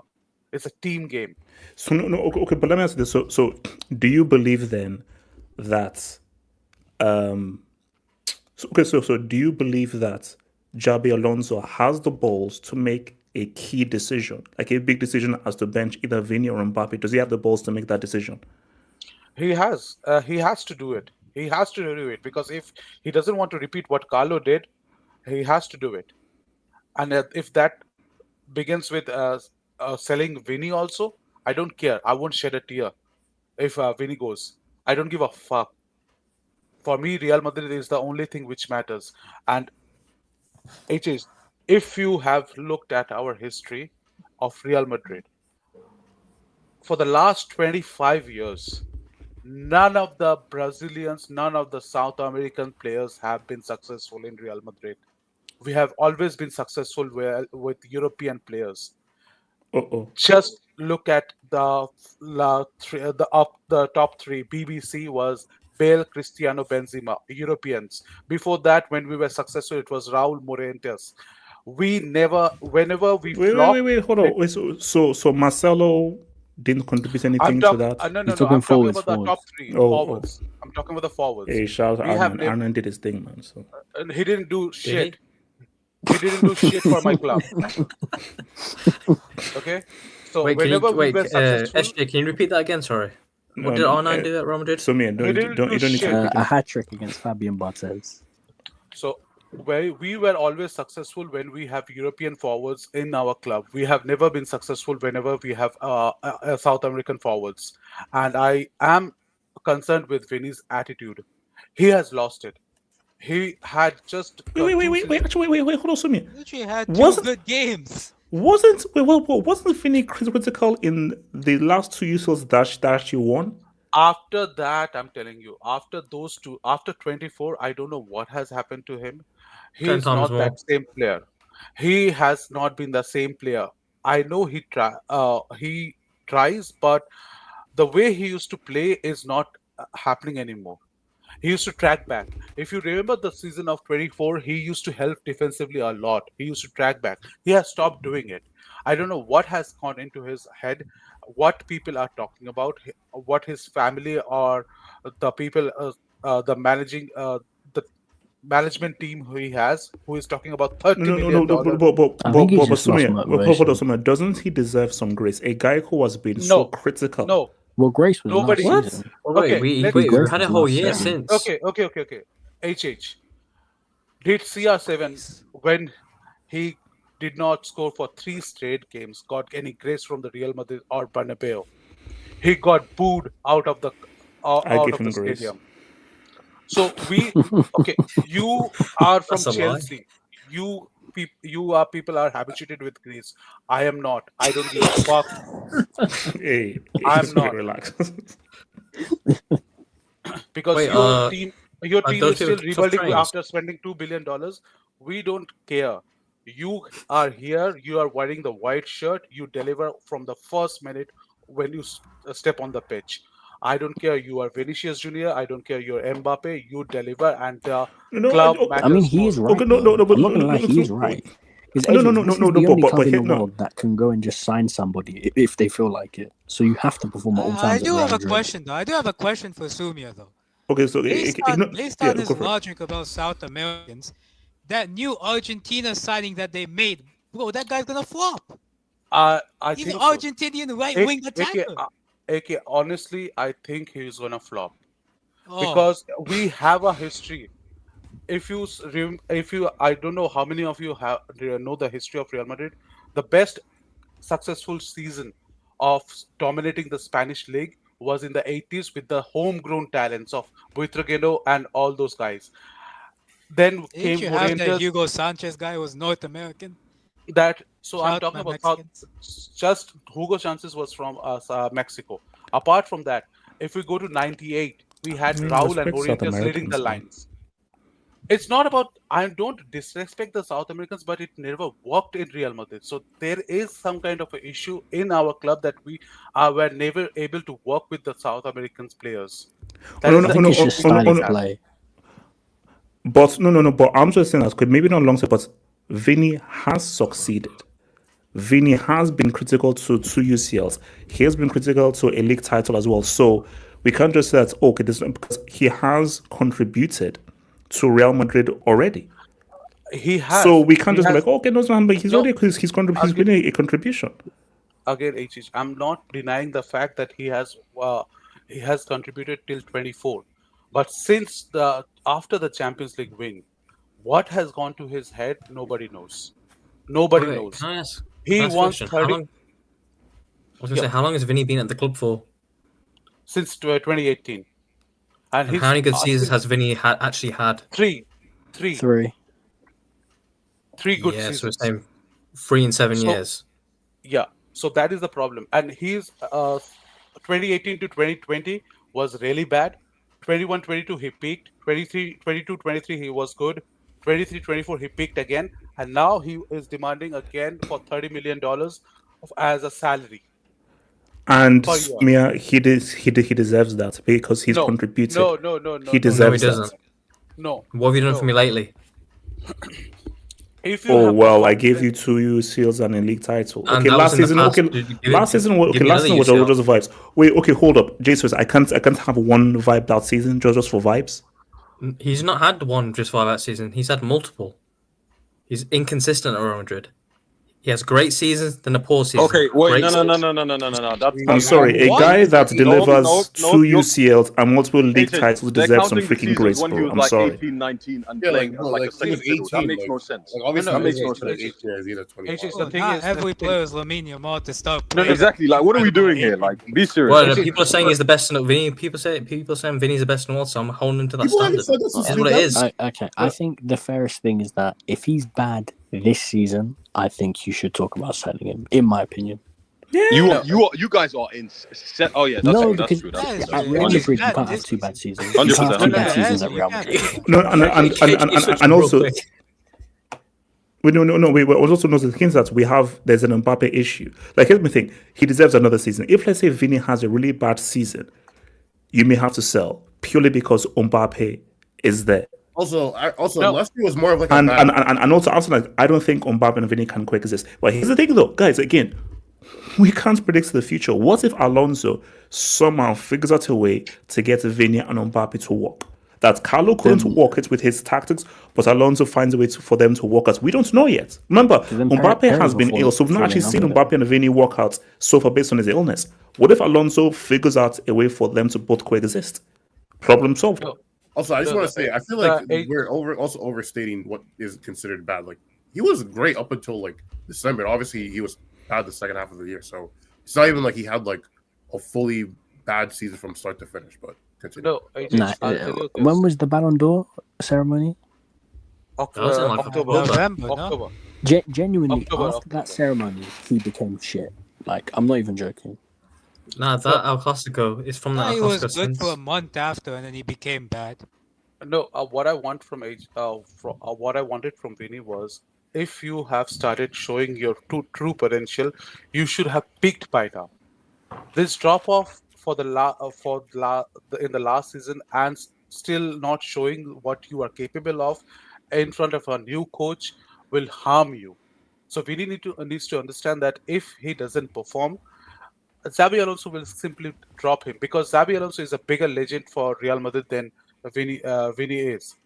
So wait. Hey, serious question. Have you ever seen a player go from Ballon d'Or to let's sell him 9 months later? Wait, I just want to pause it because again, maybe I'm wrong. So Xabi Alonso is a bigger Real Madrid legend than Vini Jr. So that's what are we doing here? What are we doing? He's not. KJ, I asked the question because I didn't know that was like a cold hard fact. What's his name? Is it a colour thing? No, because I'd argue that Alonso is much more of a bigger Liverpool legend than he's a Real Madrid legend. No, the thing is, my problem with just saying, is it a colour thing? No, Sumia, my problem with you is wasn't HH. When people saying like 2-3 months of the season, this is still Vini's team, this is still Vini's team. All of a sudden he has a drop off, and now it's sell him. Like, okay, you sell Vini. Who are you replacing with? This is still one of like the top 5 to 8 best attackers in the world. Like, if they do change to a 3-5-2, then you buy a striker to play next to MBAPPE. So that's not gonna happen. No, KJ. The problem. No, wait. Hold on before we go. I just need to just tell this before we go. Is Xabi Alonso a bigger Real Madrid legend than Vini Jr.? Absolutely no. Be serious. And I'm not. Wait, he's not. My guy is still hooked on that one. Look, we're still here. We're still here. Right, sorry, Vini is a bigger Real Madrid legend than Xabi Alonso. What are you talking about? No, I think he's. Kenny, what do you mean by wait, Kenny? Are you singing for the choir or something? Alonso to winning La Decima. Wait, hold up. No. Wait, hold up. Choir boy Kenny, explain to me why Xabi Alonso is the bigger legend. Explain to me. What's all that disrespect? Let's hear now. Next time, don't be humming everything. Well, I call it. I do think that actually call it Xabi Alonso. Like, he was there like for quite some time, like probably 5 years. He won the league a couple times. He won the Champions League. Obviously Spanish. Couple times. Obviously, what the league? Spanish. But I mean, in terms of Vini won the league. league. You say Spanish, so not Spanish tax. Alonso was there. I mean, it's he went in 09 and he left in what? 014. That's what 5 years. 5 years. Yeah. Yeah, Kenny, you know, yours And he was on the bench in the won Champions League final right? in 2013. He won one league title. Yeah, he won Oh, this one league title. Yeah, Alonso, you're in the bag, man. HH, you want to know what's the problem? Sumia was saying. HH, you want to know what's the problem? I'm jumping off the train, man. HH, you want to know what's the problem? HH, you want to know what's the problem? Sumia was saying sell Vini in like January, bruv. He's clearly not objective about this guy. Like he was saying in January, like go back and look. Wait, hold up. So okay, so Simius, you're saying that so if Vini doesn't ball out for next season, you want this to happen to him? Get rid of all of them, every living one of them. Shout out to my guy Stephen Smith. Shout out to my guy Stephen Smith. No. Seriously. No. I'll tell you. So basically, if he has a bad season, you want him sold. I don't care. You sell Mbappe, you sell Vini. My problem is that right now, no. See, I don't care. Again, HH, I don't care who you are. I need my team to win. And if that requires selling one of them, go ahead and do it. I don't care. Because Xavi Alonso's system is based on a striker. He needs that striker up top. And that has always been his system. So if it's required that Gonzalo Garcia needs to play every match or we need to buy a striker, I don't care if you are Vini, you are Mbappe, whoever you are, get the fuck out of my club. I need my club to win. Wait, hold on. Let me tell you who the been 6 months. Shouts your boy JS, man. Member for 8 months. Thank you for membership, bro. Mbappe, Chelsea, Nigeria is half ups, Wales, Golf, Madrid. It look bad. It is what it is. Shout. What order is it? What order is it? Well, it's Nigeria first. That's a lie. Shout out to your boy Nate. Shout out to your boy Nate. Thanks for the dub dates. In 2018, Nate has paid his money and I need to read the dub for Nate. Shout out to your boy Nate. In 2018, Messi had 2 assists against the World Cup winners with street sweepers and was man of the match in the World Cup final. Congrats. Wait, in 2018, Messi had... He had 2 assists against France. Yeah, you got 2 assists against France. Yeah. Street sweepers. So Di Maria is a street sweeper? Meza is a street sweeper. No. Wait, hold on.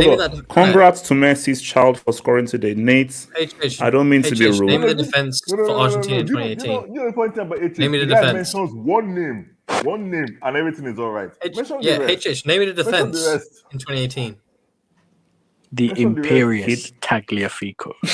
He never had street sweepers. Don't try to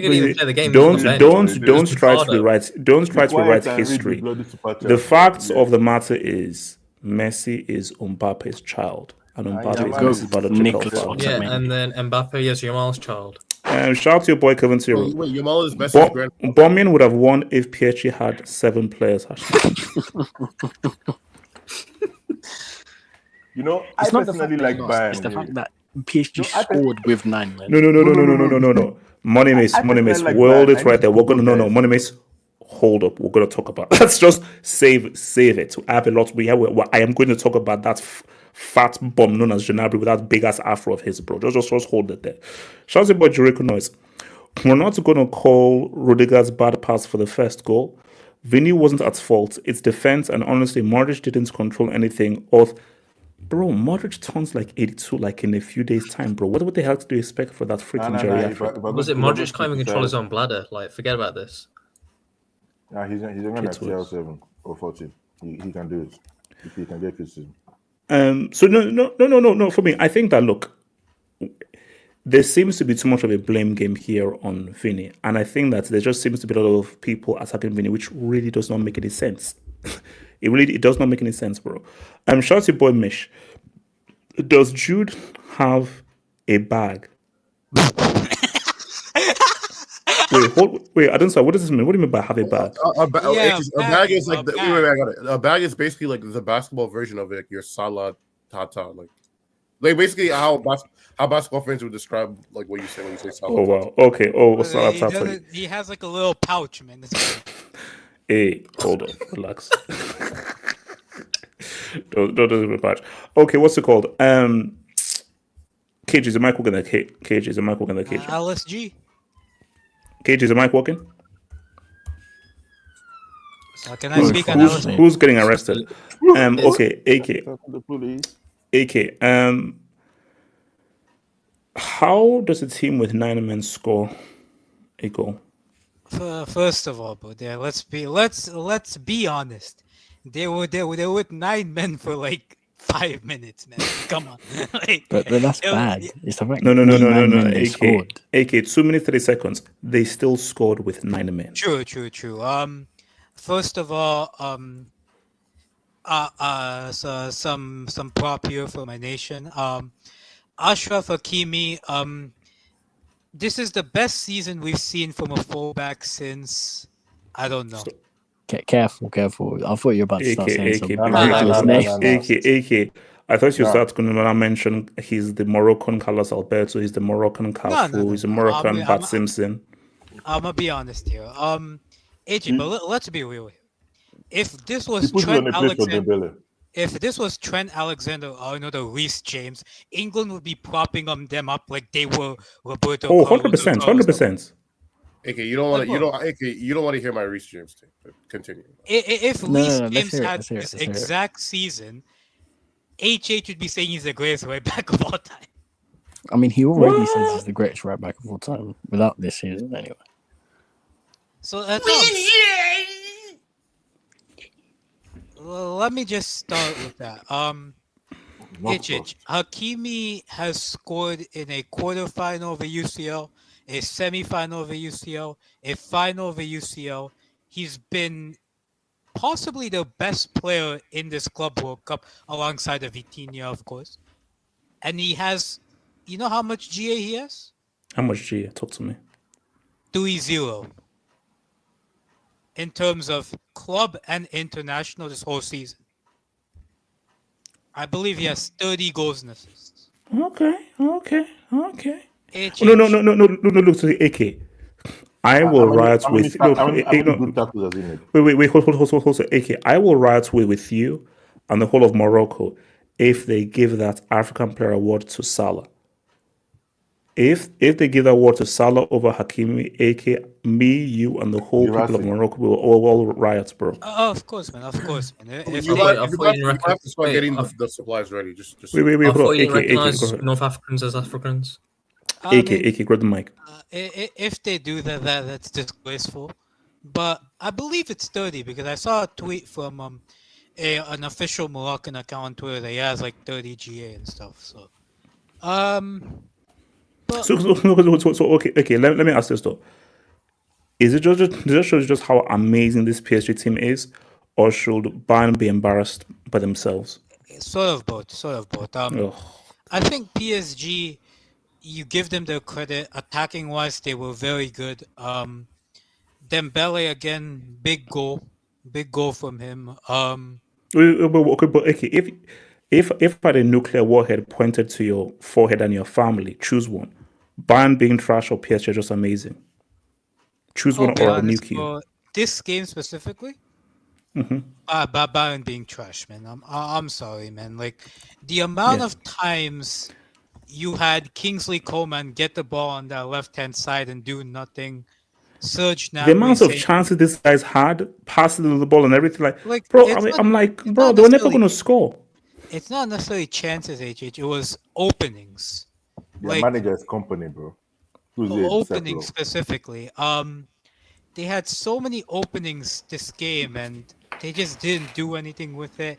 Harry Kane again, the bum who he gave it away for their first goal, and it's just like Bayern had a great opportunity today, but also shout out to Musiala, man. A horrible injury. Hopefully he can come back better. But just like Bayern was so disappointing, especially in attack today.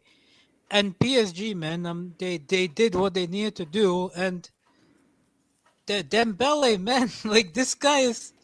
I'll be honest, but if PSG win the Club World Cup, which is a very good possibility, the Ballon d'Or is secure. Like, shout out to your mom. AK, they don't need to win it. But it's going to be secure. No, AK, they don't need to win it. I think that goal sealed it. Because if you think about it, I feel it was between three players: Dembele, Rafinha, and Musiala. Rafinha and Musiala were not there, but people were like, well, Rafinha, Musiala. Just by him just getting that goal with 9 men adds to the whole PR and the whole storyline, bro. Musiala. Oh no! Sorry, Rafinha and Yamal. So the fact that Rafinha and Yamal are not here, and then Dembele scored, it just adds to the Dembele storyline, bro. Like for me, I think it's done. Also, Ballon man, d'Or's done. shout out to Dembele, man. Shout out to that tribute to Diego Jota. Yes, that's a nice tribute. That's a nice tribute. Yeah. Oh, no, and also, bro, can Hakimi finish second? No. Nah, man, he's a right back, man. They don't give. Wait, AK, wait, no, AK.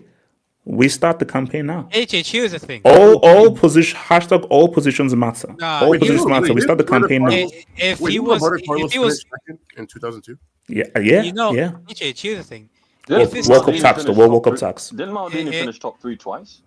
If his skin color was a little, white, or he was from a football mad country, I would agree with you. But he plays for Morocco, and we know his skin color isn't what they want. So also, AK. I don't want to say too much, but we also know about some of the other extracurricular activities as well. Yes, Mane made top 3. So Mane made top 3, didn't he? Oh, that's true. That is true. I have contacts. That was before Mane's extracurricular activity. No, but that's why I said he plays in Ligue 1 as well. Man. The same as Thiago Silva. No offense. Oh no. Basically, I'm saying that based on just what Hakim has done, specifically as a right back, this guy 100% deserves to actually be at least minimum top 5. I'm pushing for top 3. But here's the thing. What is it? KJ, what is it? Like, why can't he be top 3? Based on his contribution as a right back and what he's been doing as a right back. There's been too many attackers of. Wait. Like, no, okay. For me, okay. What's wrong with Dembele, Yamal, Hakimi? What's wrong with that? Rafinha should be there over Yamal. If someone's leaving from that group, it's Yamal. Yeah. It's not Rafinha. Wait. It's not why? Rafinha, okay. Why are we putting Rafinha above Hakimi? Why? I'm sorry. Because when Hakimi was crucial to 3 trophies. Don't let PSG win this Club World Cup. 52 GA and a double and countless clutch goals. And a right back was critical to 3 trophies. One of them being a Champions League. You want to know? Yes, it was Rafinha. So no. Because wait. Hold on, 60 kg. I thought we speak French. Hold on. KJ, isn't you saying that if you know ball life is easy? Isn't that one of your sayings? You know what makes KJ, is that one of your sayings? Yes or no? I may or may not have said that in the past. Okay, no. Yes, you did say that. Okay, I understand it. So if you know ball and life is easy, yes. How is a right back going to compete with an attacker in terms of GA? No, they're not. So you just have to do that. How exceptional have you been for your position? I agree. But wait. Is 52 GA for a right winger not exceptional? What are we doing here? Like, be serious. First of all, AJ, you know what's the problem with the goes against PSV's argument a bit just in general is the fact that you said this yourself. You said, as great as the individuals have been, this is more of a team thing. This is more of a managerial thing. Blah blah blah. That's not to take away anything that Hakimi's done, but I'm sorry, right? I just don't feel like putting right backs in. Okay, AJ, how do I put this? You don't feel like putting right backs in top 3. Aside from that Van Dijk season where he almost won the Ballon d'Or, I don't know if I can put any of the defenders' season performance in that same caliber. I'm sorry, compared to other players. I just can't. I'm sorry. Hold on. Can I go on this quickly? Here's the thing. This criteria. You see, this is why I don't like having Ballon d'Or shouts until the season is over. Because I'm sorry, you guys changed the criteria way too much, man. I've had 10 criteria already this season alone. Not even this season, since March. Okay, because I remember before the bloody Club World Cup, you guys said that this Club World Cup should not count to the Ballon d'Or. It should end after the Champions League. Now you're using this to say that Hakimi should get it. And last I checked, Hakimi is a right back. Shouldn't we looking at the defensive stats to actually judge him in getting up there in the first place? Don't get me wrong. Going forward, of course, you need to use that as well. But you have to look at his defense as well. Defending. Hasn't he been defensively sound? No. Because also let's be real, bro. We're talking about Hakimi. To be honest, Nuno Mendes has been freaking been the best left back in the world. If he's like I've between been more 5th impressed and with Nuno 7th, Mendes. that's what I expect. Yeah. Hey, Ted, you want to know what's an issue? You can't say he's been tested that much, like in my opinion. Aside from I'm like, 3 or alright, 4 I Champions still League think games. Kunde is better than that nigga. No, I'm sorry, I can't. Offensively, He's he's not. between 5th and 7th, I'd say. In the No. Offensively, But see, he's not. that's why this is difficult though, because guys, Nuno Mendes has been freaking outstanding. Both of them are top 10. Both of them are top 10 Ballon d'Or. That's all I'm saying, in my opinion. All things. Okay, KJ, go. Okay, and PSG Bayern, talk to me, KJ. PSG Bayern, yeah, of course. Sorry, I was away. PSG Bayern. Yeah, I watched the whole of the first half. PSG, Fabian Ruiz missed a very bad shot. That was not good. That was a bad miss. It was a half chance, as you can say. Bayern actually played quite well, HH. And particularly Elise versus Nuno Mendes, as we say here. He was better than Yamal. He was giving him a tough time. Yeah. Elise, he's very good, and I still maintain we're gonna regret not making that signing. But yeah, he was very good against Nuno Mendes. I think the commentator made an interesting point. He said, but PSG's pass completion was something like 77% in the first half, which is like their lowest all season by quite a distance. So like they were finding it very hard to essentially create patterns of play. No. Bayern had a lot of the ball. Bayern had a lot of the ball. AJ, someone else, he missed a good chance again, which is customary for him. But Barcola, I mean, AJ, like KJ, we've come to expect this from Barcode, bro. We've come to expect this from Let's not act Barcode. like he wasn't good. Who was it that he cooked when he played that ball to like Paris? He cooked someone. But yeah, he was very good in that. KJ, we're not repping Barcode. We're not repping that's Barcode. That's fair. Let's go to the second half. Due HH, I maintain he's been pretty crap this whole Club World Cup. He has not been good, particularly the group stage games that I watched. But that was a very good goal. You know what I mean? That was a great goal. It was a good finish. Shimmy. He took Neuer out of the game basically. Now those last 10 minutes were shittable. Like those were AJ. Those were so good. First of all, Pacho being brainless, right? Then Lucas Hernandez being Lucas Hernandez. And then what's it called? The Dembouz counter attack when it was 9 men. HH. Okay, yeah, that was really good, right? And then what? They got a penalty. What? They were supposed to get a penalty, right? And then Anthony Taylor did what Anthony Taylor does, and you know that was pretty good. I like that, the way he announced it to the whole crowd that it's not a penalty, whatever it is. But yeah, HH, that game was, you know, football plays at its best, particularly from PSG, even when they were 9-0 down. HH, I think it's important. Like we have managers like Luis Enrique who essentially, you know, go against the grain. You know, most managers at 9-0, at 2 men down are, you know, going defensive and everything like that. You know, Dembouz, you know, there's not much else to say. So why are we repping Luis Enrique and not repping Angie Martinez when he went suicidal against us with 9 men? Angie Martinez. Because to be honest, Luis Enrique just has better players than Angie Martinez. And also, Not really. And also, can I go on that?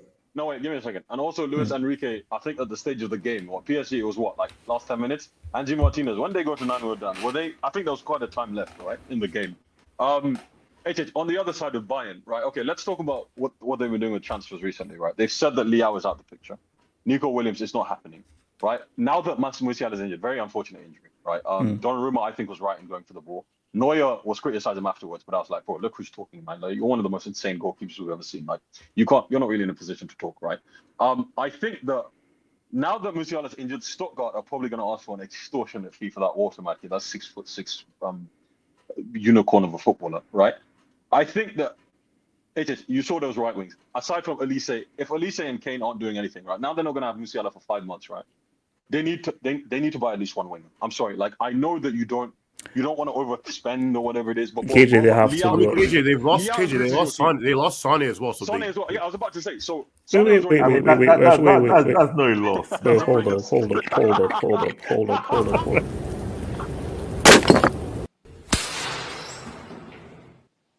SK, they gained by losing Sane. That's a gain. That's a plus.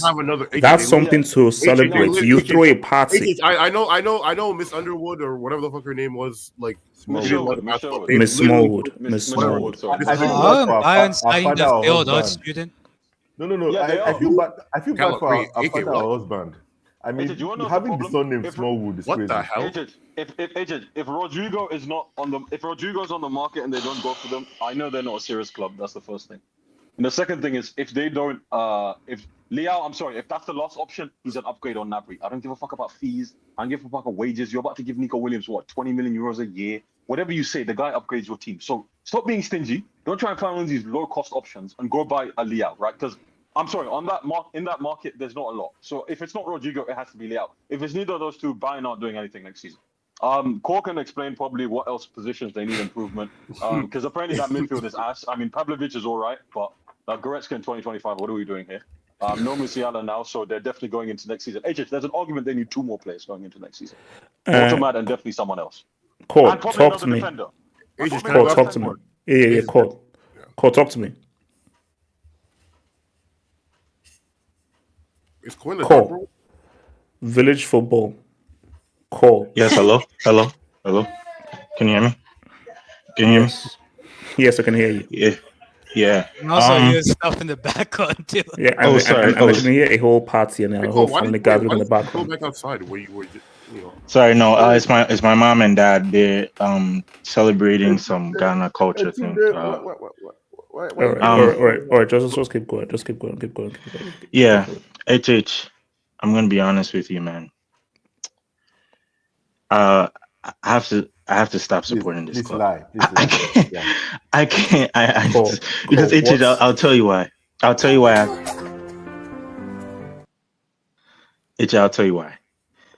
Because, bro, today was a very big chance to win, to go to the next round. We literally took away the guy who has caused us so many problems in attack. I thought that was going to be a plus or something like that. And then another thing that I want to say is Bayern is not, I just feel like we're just not relevant anymore, bro. We're just not relevant. Like, bro, we're not relevant anymore in football. We're 5 years behind. AK, shut go to Chelsea. I'm going back to Man City. That's what I'm going back to. Because I can't. Don't go. I rather lose in Manchester City than lose like this. This is just too much. Don't go to Man City.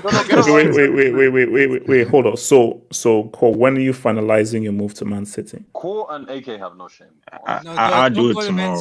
Because I can't do it. I really cannot do it anymore. Like this team, bro. Like, look today, bro.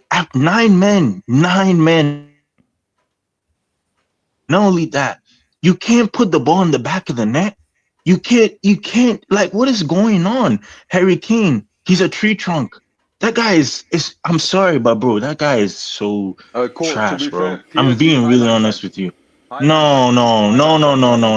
How many? Okay, if we're saying this, right? Look at when we played against Inter Milan, where it was. For me personally, the first leg we got outplayed. The second leg, we had a chance. Because we came back 2-2 in the aggregate. We could have done something. I don't know what it is about this Bayern team. But I'm telling you, HH, they're 5 years behind. All the other clubs like Barcelona, Real Madrid, and Man City. It's a personal issue. You need to buy players. The people are not good enough. And that's why I'm saying go to Chelsea. They buy No. AK, shut up. Cole, Gnabry in 2025 is a cardinal sin. Mm-hmm. It simply is. Gnabry should not be rolling his fat self out in 2025 for any top club, especially Bayern Munich. No, wait, Yes. See, look, HH. Yeah, I'll call to look afterwards. Yeah, cool. Yeah. So see something, HH.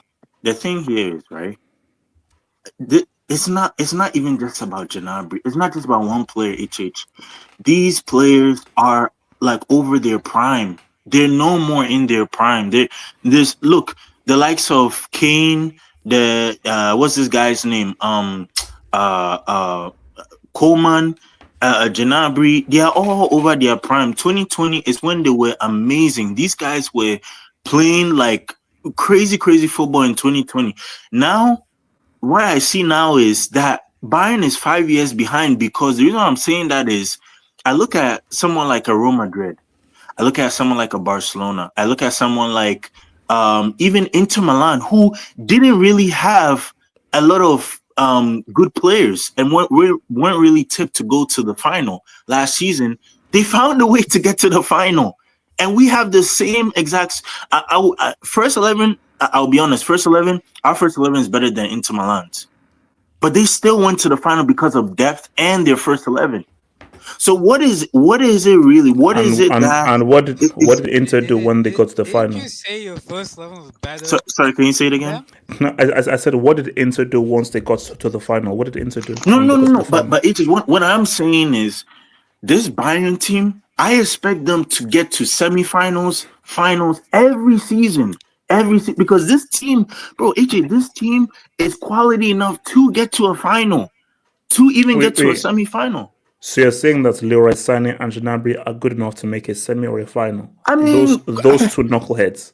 I mean, no, I'm sorry to say, but in terms of quality, in terms of players who, like they've done that, they have the experience of getting to finals and so forth. Gnabry has been to a final. Koeman has been to a final. You understand what I'm trying to say? Sané was one of the best players in freaking 2020. They fall. Wait, hold up, Coy. You don't know that players can fall off. You know that players can decline. You know that players can peak. I understand players can fall off, right? But I'm not accepting that excuse, HH. Because the reason why I'm not accepting the excuse is HH, this is PSG we played today. They had the first one was Pacho having a red card. Then it was another player who had a red card. The first one, that should have been advantage us. We should have won advantage us. If Company is setting this team up in the right manner, if he is setting them to attack and playing possession football, and they have most of the possession, and the players cannot deliver through converting chances. We were third in terms of missed chances last season. This season, I think they're going to be first in terms of missed chances because they are horrendous. They are just so horrendous. Those players, they are so horrendous. You cannot finish a chance. But Cole, the whole point of supporting a club is through thick and thin, through difficult times, and having loyalty. You can't just jump ship when the going gets tough. I've given them so much slack for 5 good years. For 5 good years, I've given them so much slack. And this game that we play against PSG, everything is on the line, HH. We need this money. Real Madrid don't need this money, yo. PSG don't need this money. They're all rich. Whatchamacallit? Okay, yeah, Chelsea, you can make a case for them. Fluminense, I'm sorry, bro. They don't need this money. We need this money because we're a big club. Like we're not supposed to be poor. We're not supposed to be struggling to sign Nico Williams. We're not supposed to be struggling to sign. But Cole, why does that mean that you now have to stop supporting Bayern and jump ship? Cole, you have to go through the good times and the bad times. Cole, don't you understand that? Cole, I never thought I'd say this, but you need to say some inspiration from Arsenal fans. I never thought I'd ever say that. Wait. Okay, so wait, but hold on, but Cole, why are you jumping ship yet again? Can't you just pick one club and stay with one club? It's through thick and thin. Don't you understand that? Through thick and thin. Bayern Munich can't sign. Okay, so I'm gonna wait. I think it's gonna take years until Bayern wins a Champions League because this, bro, honestly, HH, we're not willing to spend over 50. We're not willing to spend, and I just don't know what to say about. No. But what Colin wants to know. So, are you staying with Bayern? Are you sticking with Bayern as a fan? Bro, I'm going to Premier League, HH, man, because it's over. Bundesliga. Go to Chelsea. Go to Chelsea. I'm going back to City. Okay, wait, but Cole, can't you see how people they'll call you a fake fan, a plastic fan, and you're not a proper football fan if you keep jumping ship? Don't you get that? This has gone beyond just being a plastic fan. This has gone beyond those things. This is the players are letting me down every single year. Ever since Flick left, the only person that did not let me down was Tuchel. These players, they just keep letting me down. They just keep letting me down. No, but you have to support them and keep with them, and good times will go through. Yeah. Don't you know what it means to keep the faith, loyalty? I really understand loyalty, but right now the way football businesses work, it's a football business. The clubs with more money thrive. Okay, PSG have more money. Real Madrid have more money. Man City have more money than Bayern. So basically, you want to join a club that has a lot of money to support? Yes, because I need transfers, bro. I need transfers to get ready for the next season, to teach players what to do, like to win a Champions League. I'm trying to win a Champions. This is mission win Champions League. I'm tired. I'm starving, bro. Like I'm not even joking, bro. Like if City gonna give me players to win it, bro, let's do it, man. I need to win Champions League, man. I need this trophy because I'm tired. I can't always be quarterfinals. It's just too much, bro. It's just too much. It's way too much. You feel my pain. I know you feel my pain. No, I don't feel your pain. I don't. No. That's When okay, be honest. No. What you're saying makes zero sense. Okay, let me tell you something. You know, after 2012, right? You guys went through, I think it was like 5 or 6 years without winning a Champions League or winning any. And I stuck by them. I never left them. I stayed with them. Yes, but let me tell you something, right? The Chelsea team, you guys have more money coming in than Bayern Munich right now. Do you understand what I'm trying to say? So that Chelsea team was getting more money. That Chelsea team, they had players like Bobo. When you were at Man City, they had money. So why did you leave when they had the money? I made the mistake. I'm gonna be honest. Look, I'll let every Manchester City fan know. In all generality, I am genuinely a Manchester City fan. Because I'll tell you this. I rushed. I thought that things were not going to go well. I thought that I could win a Champions League with a different team, but it didn't work out. So I made the mistake. So I'm really sorry. Please. Cool. You want to win a Champions League, right? Look, if Manchester's going to get me players, I have a great do it, man. No, wait. Okay, so Cole. You're gonna keep bouncing from club to club until you find a club that can win you the Champions League. No, I think Manchester City is my last resort because they speak English. I can't speak English with the German players. That's another problem. So I'm also looking at the language barrier. Wait. Were you saying you wouldn't talk to the Bayern fans? Like, is that what was happening? Cool. I think the problem is my information that I give to the players before the games. I've been giving it to them today. I specifically told who's this guy? Yes, I specifically told them that 2-touch finishing, 2-touch pass, 1-touch. Like, bro, like it's simple. Please don't dwell on the ball too long. 1-touch, 2-touch finishing, 2-touch pass. These players don't listen. Only Olise listened to me today because I saw Olise doing 2 touches. But the rest of them, they do extra touches and then boom, we lose the ball and then PSG's on the transition. I can't do that. I need players who understand what I'm saying. Simple. I have advice for you. You know this guy. If you want to win the Champions League, there's a club that has a really good young project. You know, I have a in mind. So go to City. Okay, so no, top quality young players. Yeah, I'm listening. So, Cole. You know, you will stay at Bayern Munich, and Cole, this will be your club. Because Cole, you can't keep doing this, Cole. This is disrespect to football fanship and Sporting Football Club. But the whole point of Sporting Club is you stick to that club through thick and thin. But it is loyalty is going to Arsenal. Noni Madueke is going to Arsenal. So that's not a loyalty right there.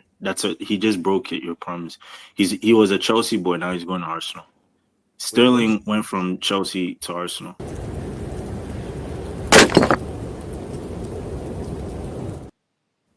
That doesn't make any sense. What does that have to do with There's no loyalty.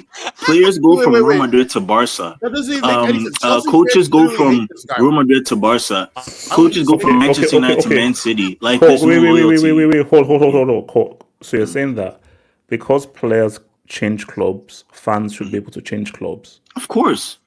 If you see that the situation is difficult, if you see that the thing is not going well, if you see that it is just not like, vibing, then bro, like just you go to a club that will help your ambitions.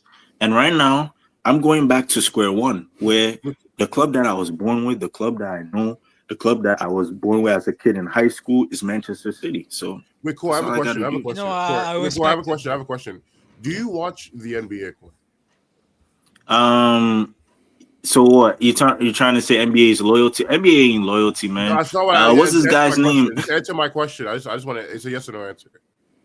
Yeah, I watch it. I don't watch it all the time. I watch NFL. That's what I watch. No, because I was gonna say there's been like 7 different winners. So would you have changed teams like 7 different times? Oh, like 7 different winners in the NBA? In the last 7 years, would you have changed teams? No. For NBA is different from soccer. Soccer, right? The problem with soccer right now is you need a club who are financially stable and who will get you players in. And also you need the right infrastructure, the right coaches, the right fitness staff and everything. Here's my thing. This is what I said. So people who are good against core, as long as you do something that makes you happy, that's all that matters. That's what I'm trying to do. Happiness is the key thing. Yeah. So I don't want to be depressed. Let him be happy. It is what it is. Happy. Do you be happy? Yeah, that's what I'm doing. I don't want to be depressed, bro. I really don't want to be depressed with this Bayern team. Like I'm sorry, man. Like because if I keep doing this, I might even harm myself. Okay, all right. Okay, Gatlock. But all I'm gonna say, Cole, is the perfect way for you. Gatlock. So PSG ban, trust me. PSG the perfect way. Gatlock, PSG ban, go for it.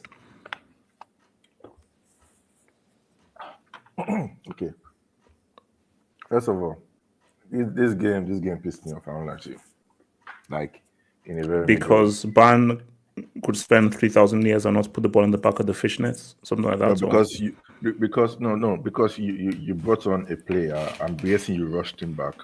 He got injured. You're going to lose him for 5 months. Why did you bring him back so soon? Why? Why did you like that? I found that incredibly stupid. No, but I think it's even beyond that. It's Gatlock. Gnabry is fat. I'm sorry. No. You know, yes, I'm fat shaming. After what you said on Twitter. Anyway, you know the funny thing about what Kor said earlier. He said that Bayern are 5 years back. Ironic that this guy has been there for like the 5 years. Because technically, you know, this guy has seen only one semi-final. Ever since this guy went to Bayern, I don't think he has seen what's that cup, Deutsche Pokal. Pokal. Yeah, he hasn't seen a semi. This is the cup they are usually used to winning. He hasn't seen that. He saw Bayer Leverkusen do invincible on him. He saw he has only seen one semi with Tuchel. The guy has been getting knocked out in the quarters all this time, and he only went there after they won the Champions League in 2020. So I'm telling you, this guy is a jinx to Bayern. This guy. Bro, we all know. He's a walking jinx, man. Come on, bro. But anyway, back to today's game. Look, PSG played well, as expected. It's nice to see Donnarumma is losing his bozo gene on one at a time. Guy has been showing some steady, intelligence with the way he's playing. How do you concede to 9 men, bro? Okay, you see, here's the thing. When you're playing against 9 men and go down, they obviously just attacked. But here's the stupidity about it. There were men back when they were defending that against 9 men. And here's the stupidity of that. When you said Ange goes forward, you see the stupidity about Ange was he was playing high line. When they went a man down and then to 9 men, they started playing counter, which shocked me because I didn't know Enrique could really play like that. But yeah, that kind of shows you, unlike Pep, who just must pass. I saw long balls. An actual football plan, yes. Yeah, I saw long balls from PSG where when they were down a man or 2 men, they sat back and they started playing long balls to the wingers, Dembele. And I don't know what status they have in defense in Bayern. But I'm told the amount of times Kivicha was spinning people in the first half, and then I don't know who. Yeah, it was Hakimi that skinned somebody. I was like, you're just standing there, move, like, bro, yeah. They just skinned the guy and just passed to Dembele and scored, and it was hilarious because the funny thing is they should have scored 2 with 9 men. There was a chance there. There was a chance that I think Neuer, I think it was Neuer that came out and Dembele almost scored. Bro, like Bayern, they need now they've lost Musiala, so all they have is Olise. And the funny thing about Kane actually to me had a good game today. But here's the stupidity about Kane. You're in number 9, bro. But the games I saw his passes were good.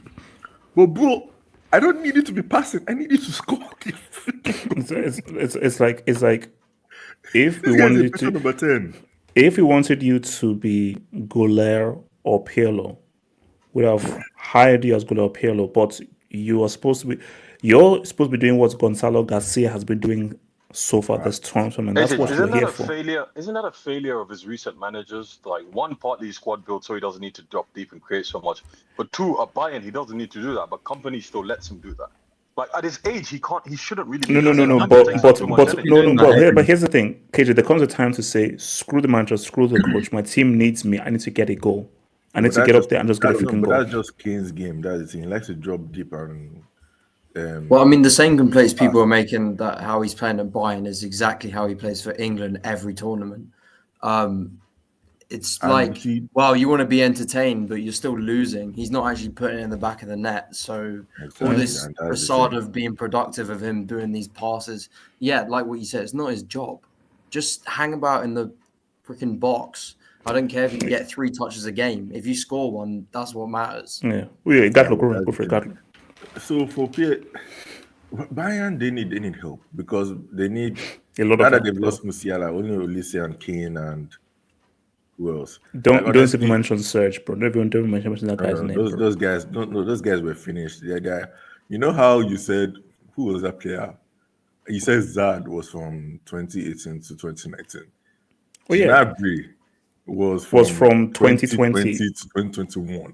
Like, I'm sorry, I've not seen that guy since the year after his treble. That was it. I've not seen that guy do anything yet. And that was literally, you see, at least for Hazard, he was kind of good before then. Gnabry was just mid, exceptional. No. See, after that UCL final, the guy just literally leapt off that cliff and just kept on diving, bro. And Sane is the thing about Sane is before he was always good in the beginning of the season, and then in the end of the season he's trash. Now he's not just trash. That's who Sane is. Look, Olise, he did his best, and honestly, I won't see he did better than Yamal did against Nuno Mendes, if I'm being honest. But yeah, that's the thing. He was good, Olise, on the left hand side. The right hand side, Coman tried, man. You see, was it not Hakimi his Kane when he did that back, and then crossed the ball? But the funny thing is, okay, you see how many crosses Bayern made it to the box, and yes, your striker didn't get onto it, although the one he got onto was what offside, him and Upamecano. And you see, and that's another thing PSG have that I like. This is what I meant by IQ when it comes to football sometimes. You see how they played Upamecano's offside. You saw how none of them ran back, PSG. They just stood there because they were offside. They know they wanted to run back, but you had to go back to head the ball. So obviously standing there, just keep you offside. And with what they call it, video assistant, the offside line stuff. Yeah, with VAR. No, the other one is called, I've forgotten, or semi-automated. Oh, yeah. With the semi-automated, you can catch that immediately. You can catch the offside, so you can be more risky with moves like that. You don't have to wait for the human eye, and that helps for PSG. Honestly, this just shows PSG they can score in different ways. Either it's counter, either it's playing through. They can do it, and you could just tell when did look at who these guys brought on. Kivicha went off, Dembele came on. That's and then who's Bayern bringing in? It's like some kind of boy guy with like golden dreadlocks or something. Come on, bro. Musiala got injured. Who did you bring on? Gnabry. I don't know who they brought on for right back, but it was Sasha Bowie. whoever. And then I think Guerrero at some point, 30-year-old or 30-something Guerrero. Pavlovic is good. Kimmich is good. Goretzka is still playing in 2025. These guys, the problem is they need players. They bought on Thomas Muller as well. Thomas Muller. You see, Thomas Muller was just vibes, Final just game. like Modric. Exactly. Thomas Muller was vibes, just like Modric. He wasn't going to do anything. No, and I think looks like I knew even in the first half, even when Musiala was playing that, PSG were winning this game. I knew that when it came down to it, PSG would be clinical, Bayern would not be clinical. Because again, if you watch the Bayern Inter game, it was pretty much the same story. Bayern had a whole bunch of chances. They just were not clinical. And it's like... Just do one thing on Kane. Yeah, go for it. What are you saying? It's just like, first of all, man, shout out to Court, man. If he wants to be happy, let him go to any team he wants, man. But on Kane, I don't understand why he still forces this drop deep gimmick. Like, the drop deep gimmick only happened because Mourinho told him, we're going to defend deep, we're going to launch the ball to you, you're just going to hold it up and spam 2 balls in behind to Son Heung-min. You're not playing in a counter-attacking team. You're playing in a possession-based team that will create the chances for you. All you need to do is stay in the box, make those little movements, and finish. Yeah. But, like, because him dropping deep is a reason, like, Doué scored the first goal because he lost the ball. It's not. Yes, I forgot it was him that lost that ball for the first goal. You're not, of that age where you're mobile enough to play that type of role. Like the one thing, and also you're not Thierry Henry, bro. You're not like, R9, who are guys who are highly skilled to be able to play deep. You're not. See, I think that he's gonna get twisted. You are a finisher. You are a goal scorer. You're not a complete footballer. That's not what you are, bro. Even someone like a Benzema who had the ability to drop deep, he could do it because he was a great dribbler and he was mobile. And he's also he's a far better footballer than Kane. He's just a far more intelligent and a far better high IQ player than Kane. So Benzema can do that. Kane, you can't do that. You have What they're saying is that's what they He's very champion good him overall. for in He's England. very good. He's very good. Kane is as good as Benzema overall as a footballer. No one said he's off that level, but he's very good when he drops deep. He's very good. Nah, but like, okay, he's so good. He lost the ball that led to PSG scoring. That's how good he is. Grab the mic. Talk over him. Talk over him. It's not that he's bad when he drops deep. It's that him dropping deep should only be reserved for certain occasions. They're under transition. I have no problem with Kane dropping deep. But again, what's the point of Kane dropping deep when one of your wingers is Olise, who's a much more creative winger, who himself likes to drop deep and into central areas, and your other left winger is Kingsley Coman or Serge Gnabry, who even if you drop deep and put a ball in behind, they're not going to finish. So your skill of dropping deep isn't even needed in this side. Your skill, what you needed in the side too, is to finish chances. So there's no point of you dropping deep. Okay, which is exactly why I said company needs to tell him to stay in the box. Dropping deep was simply something that Kane did to take advantage of Son Heung-min, who was an incredible finisher. So it's just like no. But here's the thing, and I think Gatlock just hinted at it. And here's the thing. I think if company just said Kane stay in the box, I think Kane would refuse, or he'll just naturally go through. Because remember, that's what Tuchel told Kane to do, and he said that Kane was actually uncomfortable just remaining in the box. Oh, the guy I think that he's going in his mind so much that I need to be this overall guy that he actually doesn't know how to play as a classic number 9. Hold on, no. Y'all were just complaining about iPad players like 2 hours ago. So, like, I thought you guys like when players like the whole point of not being an iPad player is knowing like when to do what. Like that's the biggest thing. So you're saying that like Kane, so Kane should be given the freedom. I'm not saying whether he should or should. I'm just saying y'all were talking about I don't like how these players just listen to their manager, yada yada yada. I don't like when players. No, wait. Eske, I think I'm being confused. There are players who should listen to the manager, and there are players who should not. Eske, if you don't have extremely exceptional ability, you better pick up that damn iPad, bro. You better pick up that damn iPad, and that iPad better be with you 24/7. It's not just ability, HH. If what you're doing if what you're doing is not helping the team or is not it's not good for team dynamic, there's no point of you doing it. Harry Kane dropping deep doesn't enhance Bayern's dynamic compared to Harry Kane staying up front. So The word why is is he optimal. dropping deep in the first It's not place? optimal for the team. It's not Exactly. Yeah, that's the word I was. Exactly. It's like, for example, someone gives you a gift, but you don't need it. That's the kind of thing I see about Kane. Like, what you're good at, which is what he was good at with Tottenham, it's not needed in Bayern Munich.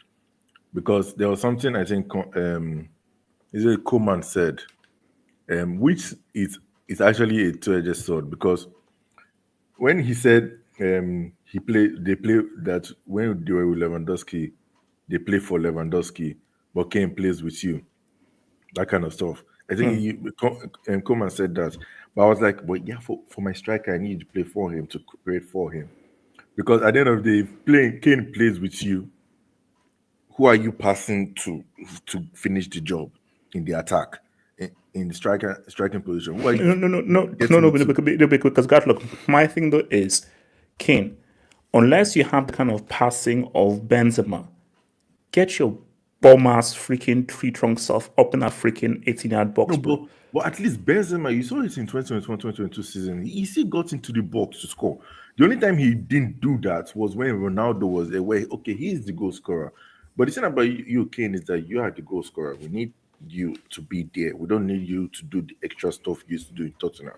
Because in Tottenham, they needed you to do that because those guys are not filled with exceptional players. I think we have to have a balance. But in Bayern, they do have those players to do that, where you now need, your role is limited in Bayern, but you need to be a specialist in that role that you're given. But the thing is, I don't think he's a specialist in that goal scoring role. Wait, can I speak? Do you know we have to have wait, hold on. Let them come to Chronicle, then I'm coming to KJ. Chronicle, go for it. Yeah, well, Kane's game is like solely reliant on how his relationship is with his wingers. He needs fast wingers to go in behind, and he's working with Elise, who isn't a touchline winger, and the rest who've literally like got 20 pace on FIFA. It feels like so. His whole game is reliant on the whole front line. If he's not waiting in the box, sure, he's coming back trying to help out the rest of the team. But when you got no one else that has your threat in front of goal, like, let's be like, honestly, I've got an agenda against Kane, but his finishing is still second to none. He's great finishing. He's a great finisher. So if you know that your greatest strength is your finishing, why are you completely moving yourself out of positions where you can latch onto things to score more goals? No, but Chronicle, I don't think he thinks that. I don't think he thinks his greatest strength is that finishing.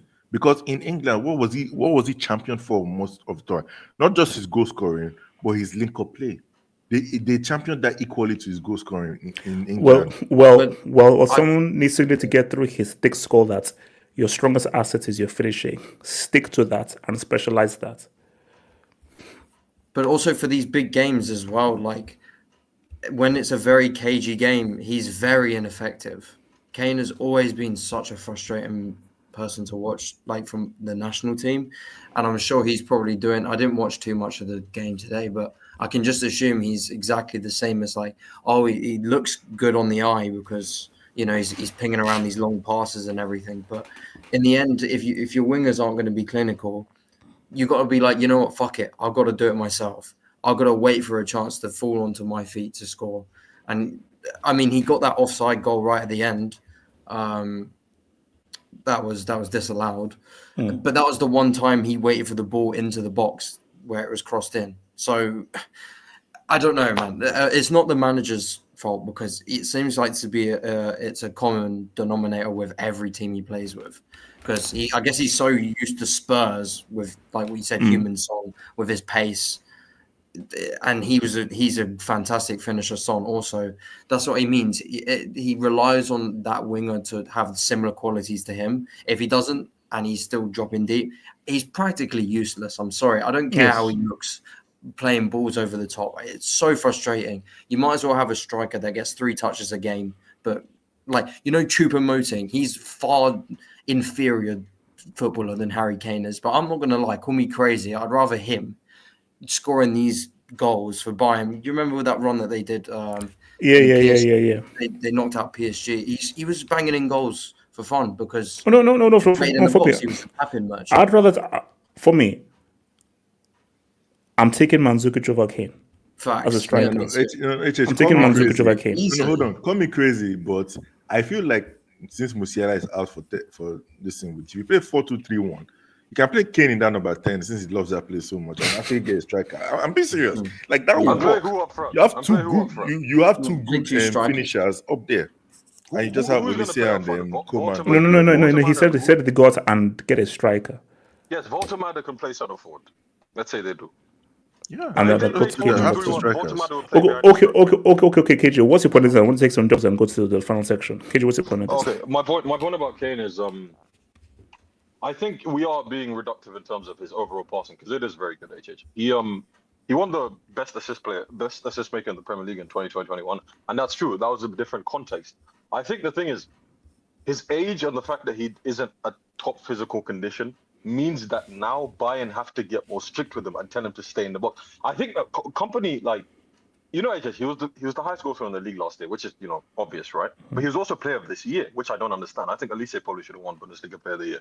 But the fact of the matter is, the team is going to be worse off next year, right? Unless they buy an elite creator, which they won't because Voltemade isn't, right?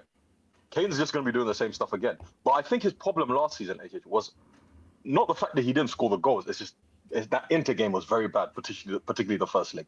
He's just not clutch. I think that's just an element of his. Can't you hand creative responsibilities to Olise? No, but the thing is, Olise. All of it? Oh, you can't. The thing is, it's all of it. Olise is very good, but the thing is, Olise does also take a lot of shots. So how do I put this? Olise shoots less than Musiala. That's sort of the biggest advantage of Musiala, who was very good last season. Had his best ever goal scoring season by quite a distance. But then again, he missed 13 games last year, and again this season, I imagine he's missing. No. But I think that's the main issue. The issue is that Bayern do not have a specialist creator in their team. You don't know what the issue is now. Olise. No. Because again, because if you look at Barcelona, Yamal, Pedri are specialist creators. If you look at PSG, whether that's be through Hakimi, whether that is through Vitinha, whether that's through Fabian Ruiz, they've got specialist creators, or even Kikovic as well. For Bayern, there isn't that special. Really, the best creator, especially now that Musiala is gone, is Olise, but he's like a hybrid of a goal scorer creator. They missed Thiago Alcantara badly. No, but to be honest, I think that's harsh to say Olise isn't that kind of creator because I really do think he is. I said specialist. Specialist creator. Specialist, but I think he's very similar to Yamal in the sense that they both like to cut it. They're both elite at crossing. They're both elite at, let's say, long distance shooting. Olise is not even close to what Yamal is freaking doing crossing wise. Stop it. Okay, that's fair. Stop it. Olise, No. Yamal is an elite creator. Olise is not an elite creator. He's a good creator. He's not an elite creator. I'd argue against that, but that's a discussion for another day. No, bro. At least how many assists Yamal has compared to Olise. What are you talking about? No. Like he's a good creator. Yamal is one of the best creators in the world. Yes, and first of all, so it's Olise. And second of all, you're saying Yamal has so many assists. That's because there was someone there to finish them. If it's not Kane, no one's finishing Olise's crosses at Bayern. Look at Olise's performances last season. He is an elite crosser. Like, he is insane at crossing the ball. First of all, that's a discussion for another day. The second thing is, HH, you have to understand. Can't say he's a good creator. They are not easily. There's a. You have to understand their contract structure, right? Like we said, they have an insane wage structure. Next summer, Goretzka's out of contract. Gnabry's out of contract. This summer, Sané's off the books. That's like 60+ million euros off the books over the next year. Now, I know they're stingy as hell, but eventually they're going to have to, stop petty pinching and buy freaking players like Jonathan Tah for free and get 2 top class. Olise, HH, let's be honest, they were a bit lucky that Olise banged as good as he did, paused. But the fact of the matter, there's a chance that Olise could have underwhelmed, but he is just like such a different level of talent that I know. I at least I thought he was definitely going to be good. This good, probably not. But over the next year, since those contracts are off the books, you can do better scouting, whatever you want to call it. Go to the French market. HH, an ideal player for them? Malik Fofana, in my opinion. That would be an exceptional signing for Bayern. A Malik Fofana type player. A player who's young, winger, probably won't cost more than 5 or 6 million in wages, and his price tag is probably around 30 to 40. Leon are trolling about the 50 million. They'll say 40. That's the kind of player they should make, and that's not an insane expensive player on big wages. If you don't want to go for the Leaos or the what's it called, or the Rafinha, or the Rodrigos of the world. Rodrigo, who I think they should go for. But yeah, they definitely next season. I don't think anyone expects them to do anything in the Champions League. And they'll probably win the Bundesliga again because everyone else is so far behind. But I don't expect anything from them in the Champions League next year. So shout to where we are. Shout to your boy Kelvin. Company just make Bomian. Okay, thank you for that, bro. All right. Shout to your boy Wing. Just found out my high school crush now has 2 kids from 2 different guys. I still want her though. What do I do? She's so precious. I'll be the step. Wing, move on to someone else, please. Move on to someone else. Wing, move on. Just move on to someone else. Thank you for sharing your private life, Wing. Thank you, bro. Mish, small game Harry trying to turn a 9. Shout out. Look, but I think someone said, okay, wait, hold on. So I think, KJ, you said that you just have to admit that Kane is just not clutch. Isn't that a problem for a striker? Oh, 100%. Yeah. But this is the thing. He scores so many goals that you can't call him crap. But he is a very good player overall. But he's not clutch enough in the sense that you can put him as one of the best of his generation. But he's still a tier below some certain strikers. So we can't call him an elite striker then. We can't call him an elite striker. We can. Shouldn't okay then? Isn't an elite striker clutch? So name all of the elite strikers that you think of. Every elite striker that we talk of, aren't they clutch? What are you talking about currently? No, of all time.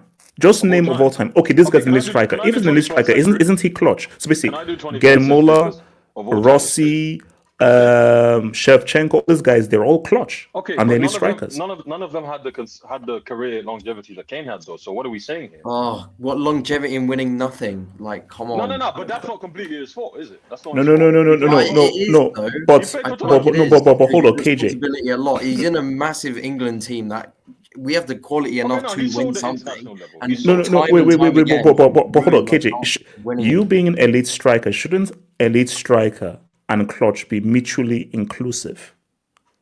It's not always. How many of them have actually been there in football? That means there's very few. If you look back, there's very few. No. I just gave you Gedmola, Paolo Rossi, Baggio, Shevchenko, Vieri, R9, Ibrahimovic. All these guys were scored in big games. Why did Zlatan win no Champions League for 20 years? What are we doing here? No. But here's the thing. Ibrahimovic was never seen as an elite striker. He was seen as an elite footballer, a very talented footballer. Wait. I have a question. I just said that Kane was the top assist provider in 2020, 2021, and his overall game is very good. What are we doing here? We can't sit in this act like... Wait, no, KJ, forget overall game. Is he seen as an elite striker? Yes, 100%. Striker. He is one of the best strikers of his generation. What are we doing here? Well, what are we asking? No. I'm just basically, I thought that if you're an elite striker, you need to be clutch. But KJ says that you don't need to be clutch to be considered an elite striker. It's not that you need to be clutch, but I think if you have there's 2 definitions of elite here, but we know what HH's definition of elite is. So like at no point going by his definition. So no, I don't know. Okay, so you feel that an elite striker doesn't need to be clutch. As long as he has the stats. I never said that he doesn't need to be clutch. I think there's a difference between an elite striker and like a great of our generation striker. Like, I think Kane is an elite striker because if you say who are the top 3 strikers in the world, Kane is there. Kane is arguably even the best striker in the world right now. In terms of overall play, HH, there is an argument, 100%. I'll be honest with you. There is no elite striker in today's age, for being honest. I'm with Gatlock. Oh my God! I'm with Gatlock because let's be real. The football has changed. The goal scorers are inside forwards. So that is where you bring in like Salah. That's where you bring in Vini. Bro, everyone is looking for a striker. And guys, Arsenal are rolling around without a striker. There are no strikers now. So you can't even really be called anyone an elite striker because what are the standards? And people don't even breed strikers anymore. People are breeding inside forwards. The inside forward is not taking over the What striker. is Haaland? All right, so what is Haaland? Based then, on man? He's not clutch either, bro. He's not that. As in, based look, on that he's logic, not a big game player like that, Haaland. In No, I terms think of But is he like, an elite striker? But is I he an think elite it's a striker? difference in definitions. Like Yeah, elite 100%. striker, as the striker market is right now, Harry Kane is an elite striker. No, 100%. That, No, but we- it's- this is- there's no- Okay. Relative to thingy, but okay. You know, wait. Okay, you know what? That's wait. Hold up. That's a great middle ground. Relative to his time, he's elite. In a vacuum, he's not. No. That's you know the what? best middle ground to go I through. reject that notion because HH, what are we doing here? If we're saying the Premier League is the best league in the world, right? And you are a striker who's won 3 Premier League golden boots, you go to the Bundesliga, you win 2 more golden boots, okay? At international level, you're not I don't respect we can't do this, right? Whereby, if you look at his European record, right? God, look, he's repping golden His boots, bro. European record is like What European record? is What has he exceptional won? as well. No, his European record is exceptional as well. Now, but this is the thing: you guys refuse to put context. I like how you just name all this stuff without a trophy. No, that's fine. That's fine. KJ, you're repping a guy who has won Bundesliga title. You want to know what's your issue? One. You want to know what's your issue? You look at players who have won trophies, and even if they're mid, you call them exceptional within those teams. But a player like Kane, who has ridiculous numbers, right, doesn't win anything. But to you, KJ, I don't do numbers. I do clutch. I don't do KJ. I don't do numbers. KJ, for me, numbers are relevant. I do be. KJ, what's my favorite saying? KJ, what's my favorite saying? It's not how many you score, it's when you score. Yeah, you can't be. You shouldn't waste your time doing Yeah, I'm not. Okay, so shout to boy, wait, hold on. So they won it 7 in 2025, and HH still okay. Thank you for that, wait. Thank you, bro. Shout out to Kelvin.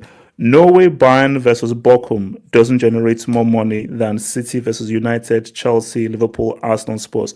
This is so unfair. Let's donate dubs to the Bundesliga. Bundesliga is trash, HH. I'll have to be honest. Okay, thank you, Komuchi Mike. Let me Shout out to Kelvin. Ain't no party like a. Okay. All right. You see, someone had to run that. So let's do this. So last thing before we're out of here, bro. So, Didn't we buy no Gittins? Chronicle. Final preview. Chronicle. Yeah. Chronicle. Yeah, man. Are we going to be playing on Sunday? Fluminense. Chronicle. Will the team in blue be playing in New Jersey on Sunday? I plead the 5th. PSG, yes. I'm pleading the 5th, bro. I'm not saying nothing. Chronicle, can you thank me for being embarrassed by white people for singing your chant? Chronicle. Yeah, I'm not saying nothing. I'm saying nothing. Okay, KJ, will Chelsea be playing on Sunday in a Club World Cup game? No, 100%. 100%. I was about to say 100% too. Like, 100%. So we know him so well. We know him so well. Okay, so KJ, why do I have your full assured belief that we're going to beat the mighty Fluminense? HH, I think these guys showed with that club, with that, particularly the final of that Conference League, that when it comes to the big games, HH, they can turn up. I think that we have more quality than Fluminense, and I do think that HH, I think it's within touching distance now. You know what I mean? The players can see it. Like the idea of playing Real Madrid in the final and proving, like, you know what I mean? It's just these guys are young players. But one, some of them are quite experienced. But two, they also like, you want to get in the habit of, you know, competing against the best, right?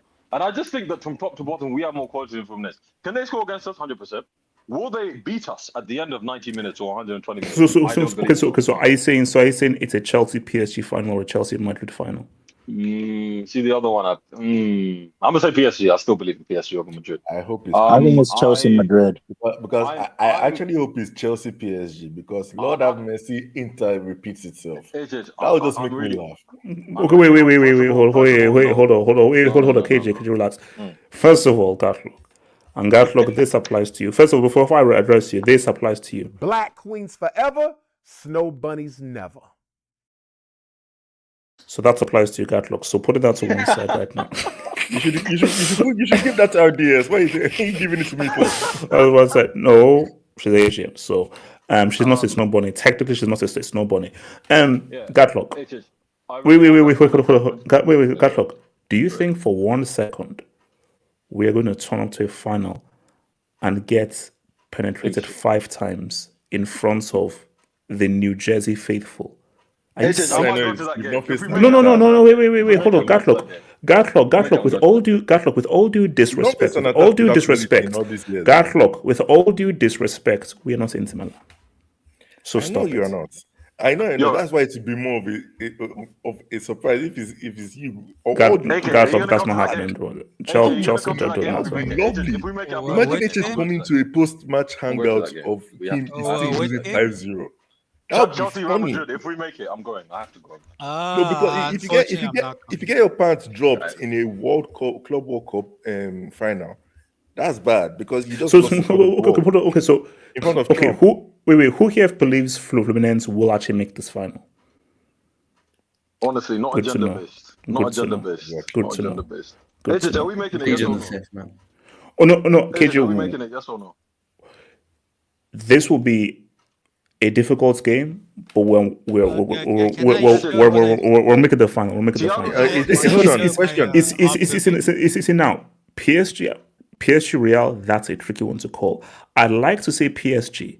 I hope it's PSG because I wanted this in the Champions League, but Arsenal went to go and screw things up. Nice play. Because I want PSG to knock out Mbappe. It will just be too funny. Oh yeah, I need that to happen. Mbappe. For your agenda, you can't have that. He gets a Champions. They get a treble, and then he knocks them out, and then they knock him out of the Club World Cup. You can't. Well, your agenda. Can I share my observations? Wait, hold on, AK. What's it? Go for it, AK. I mean, yeah. In the quarterfinal, I mean, I thought you played well. I can't lie. I thought tough game. That was it. So it was a tough game. Went back and forth. Yeah, I thought Andre Santos was good. Man match. My midfielder. My midfielder. Your new signing, João Pedro.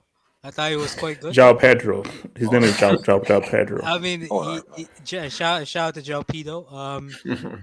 I thought Enzo was pretty good. I can't lie. Palmer, of course, good. But you play well. I thought. Fluminense, I think it will generally be a tough game. I think they are. So remember, they're missing Martinelli. So. It is what it is. But I thought they argue have the best player in the tournament, in my opinion, in John Arias. But I think Chelsea will just have enough. Just have more. John Arias is arguably been the best player in this tournament. Okay, fair enough. I just think you have enough quality to beat them. I would say 2-1, just like against Palmeiras. I will say for one though. That wait. Who are we missing in the final then? Who do we play in the final on Sunday? PSG. I think the fact that Huijsen is out for that semi-final, I think it's a big miss because I think he's a big player in terms of progressing the ball for them. Isn't Pacho a big miss as well? Yeah, but I think Huijsen's a bigger miss for Real Madrid than Pacho is for PSG. Marquinhos Beraldo should be okay now. I think, but I will say I think you guys will make the final. One thing though, like if you make the final, like that EDL Hoyland can't play, man. Like that guy was genuine. Let's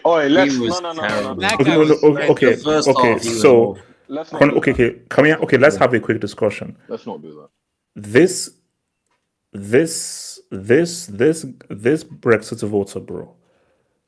Chronicle. This guy just comes on and just fights people, bro. Yeah. It's literally it's like a bull in a china shop. He just comes in and just knocks guys. And also, wait. Do you realize that you're wearing the number 9 jersey and you're going around just literally just knocking guys around? What the heck? He's showing passion. He's showing passion, man. Get stuck in. He was basically a bulldozer that first half. That's all he was doing. We have like the most fucking irrational strikers you can think of. Jackson and Delap are going to be suspended every other week. Someone's going to have to be forced in because one of them's going to be banned. Bring me Ekitike, man. Bring me Ekitike. Wait, hold on. So Chelsea strikers are, one is fighting for Africa, one is getting stuck in. And No. One is fighting for Africa, and one is just fighting. Well, he could be fighting for something, but I don't want to say it's right now in front of the airways. Basically, he's fighting for you. You know what? No, say it with your chest. Stop ducking. KJ, no. He voted Remain. He was a Remain voter. Okay. So Chronicle. Wait, hold on. Because since you don't want to speak on Chelsea due to jinx tax, PSG, Real Madrid. Who makes the final between PSG and Madrid? Chronicle. I'm going to watch Jurassic World. I'll catch you up. Have a good one. Yeah, I'm going to say PSG.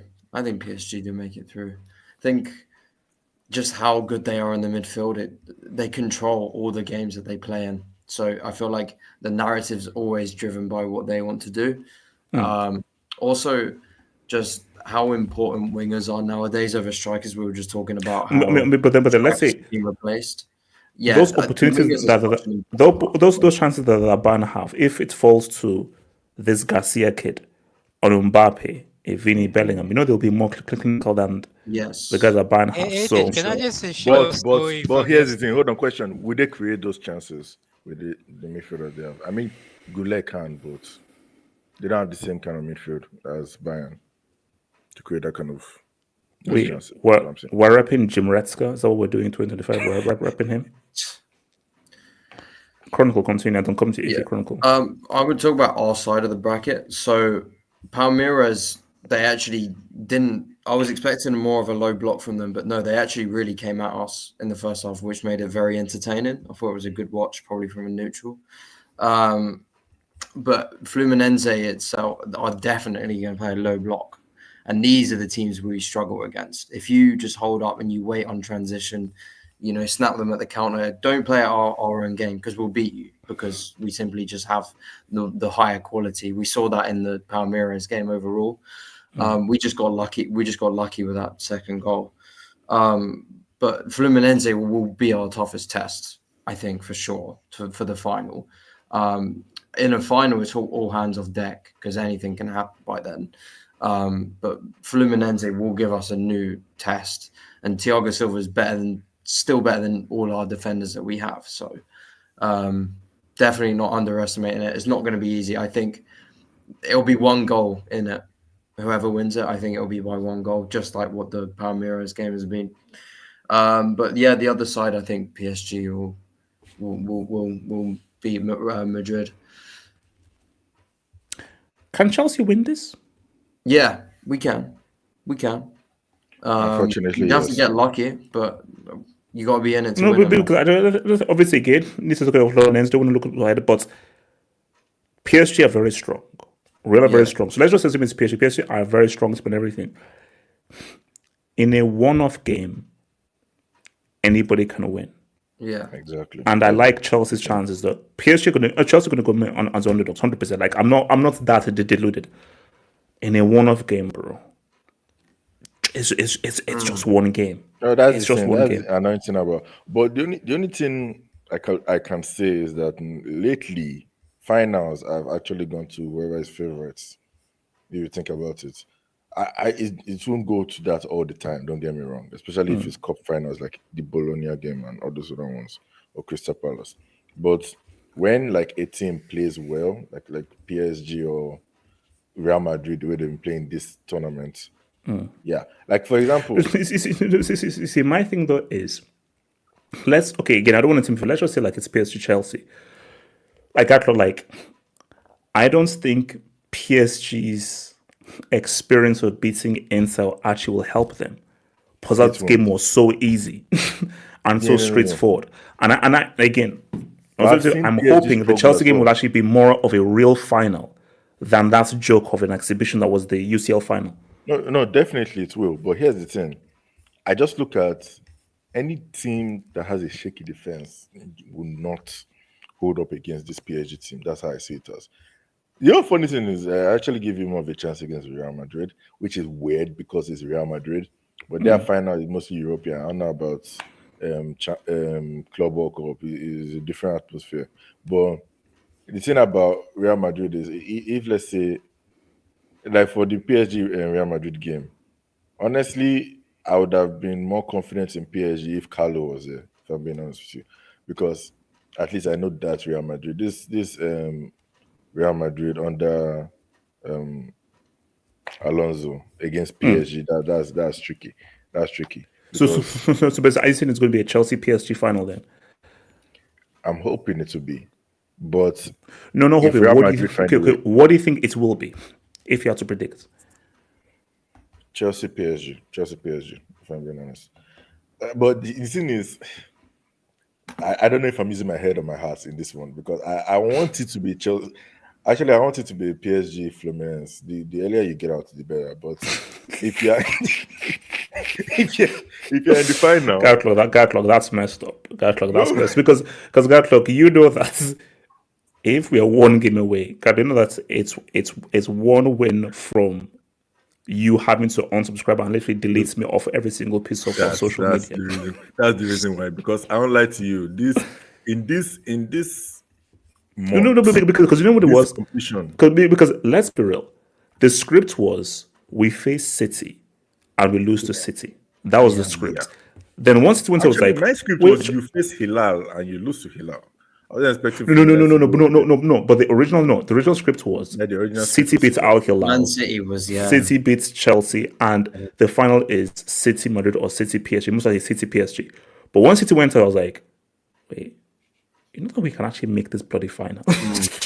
Because see, my mind was already that okay, it's City. They have all the signings. We are still trying to find our way, and we're still trying in our process. City are a lot more prepared. These guys really want to win this, and they're really focused on winning this, and they have the team to go all the way. We lose them because they're much more defined. But once they went, I was like, wait a minute, we can beat Al Hilal, we can beat Palmeiras.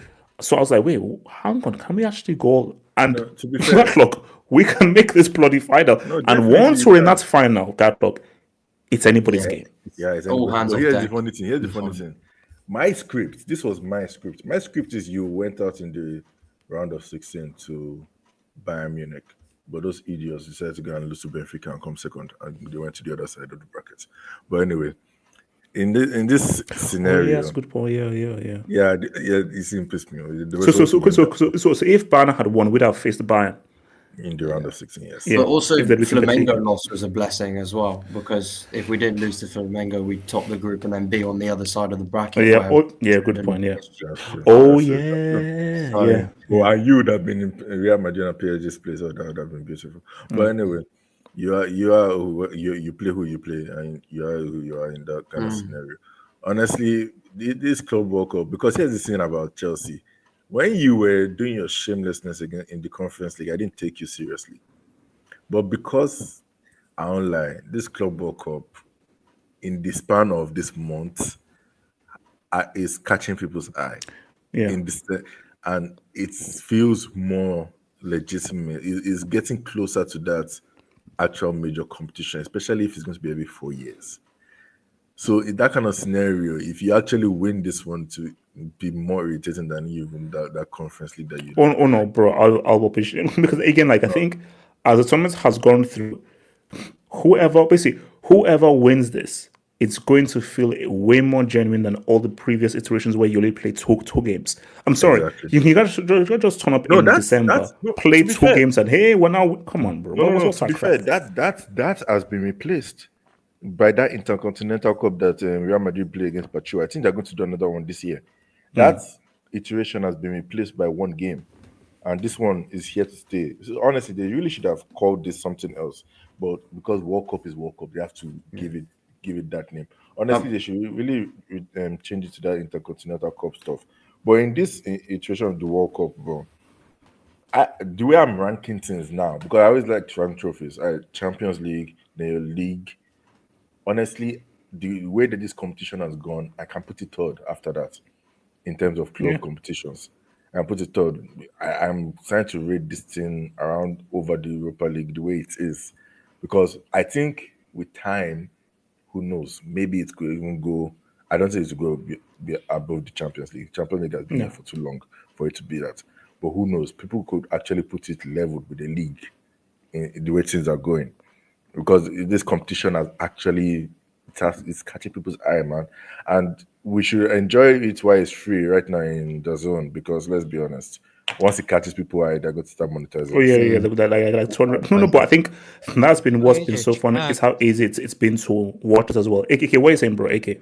Yeah, just before all of this, bro, there was one guy, like a Chelsea fan near me at the stadium. Oh God, what did he do? Oh Lord.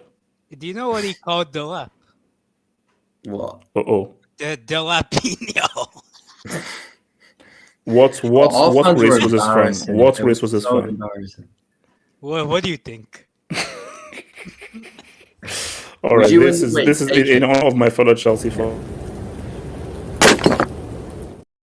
That's name will never catch up, because there's nothing that Tree Trunk will do that will ever warrant an in at the end of his name. AK, was you on the Chelsea side or on the Palmeiras? I was near the Chelsea side, yeah. Oh, you was like split in the middle. So wait, okay, so I mean, how many of the fans were English and how many were they actually American, or could you not tell? But to be honest, I could not tell. Like, I think the fans near me were American, but like I was in like the neutral section. Like I wasn't amongst Chelsea fans, but I was closer to the end with the Chelsea fans. No, I can assure you, majority were American or just local most fans, of them would be American. Because the chants that I was hearing, I was getting like I was cringing so hard. Like, although you can tell it was embarrassing when you hear the Palmeiras noise and then you hear that little like clapping and the it's no. What I'm saying though, bro, is Chelsea have a real chance to do something special. Nah, HH also like, well, Fluminense's goalkeeper is 44 years old, man. You're lying. Come on. No way. Hold up, you're lying. You have to be able to score. You see, this is another thing that annoys me. Look at the goalkeepers Chelsea have been facing. Look at their they faced that Liverpool old guy in the Conference League final. They now face that Wiverton that let the ball slip through him through Malo Gusto. Now they're going to face a 44-year-old. Really? Come on, man. Wait. We never make it easy, man. No matter what. Like we create so many chances. What? We're just not clear. 44. That's crazy. And we're here yabbing Buffon for playing in. Oh, he recently passed Buffon for most clean sheets ever. Yeah? I dare Chelsea not to score at least two goals against a 44-year-old bro. Nah. This is where I am promoting elderly abuse. I am promoting elderly abuse. Shoot on sight. Shoot on sight. If his bones break, so be it. Now that I'm thinking about it, Inter Milan did not score against a 40. Wait, hold on. Oh my god. Oh my god. That's stupid. How many else shows should Inter get before we just retire the entire badge? To be fair to Inter, they are not that far from his own age. So I mean, it's true. It's actually old one against old man, bro. It's a 44-year-old goalkeeper. In front of him is a 40-year-old center back, and as striker, as striker, the options are either 37 years old or 30. Okay, look, I don't mean no disrespect. Chelsea have no business not beating these guys, bro. Exactly. Chelsea have no. You can't drill oil for 300 millennia and not beat a freaking 44-year-old in goal, bro. Come on, man. Come on. Yeah. Guys, it's been real. Let's hope for the best. Tuesday, Wednesday, Club World Cup. It gets real. One love. I'll see you guys. One love. Peace out. No. Members. One love. Peace out. One love.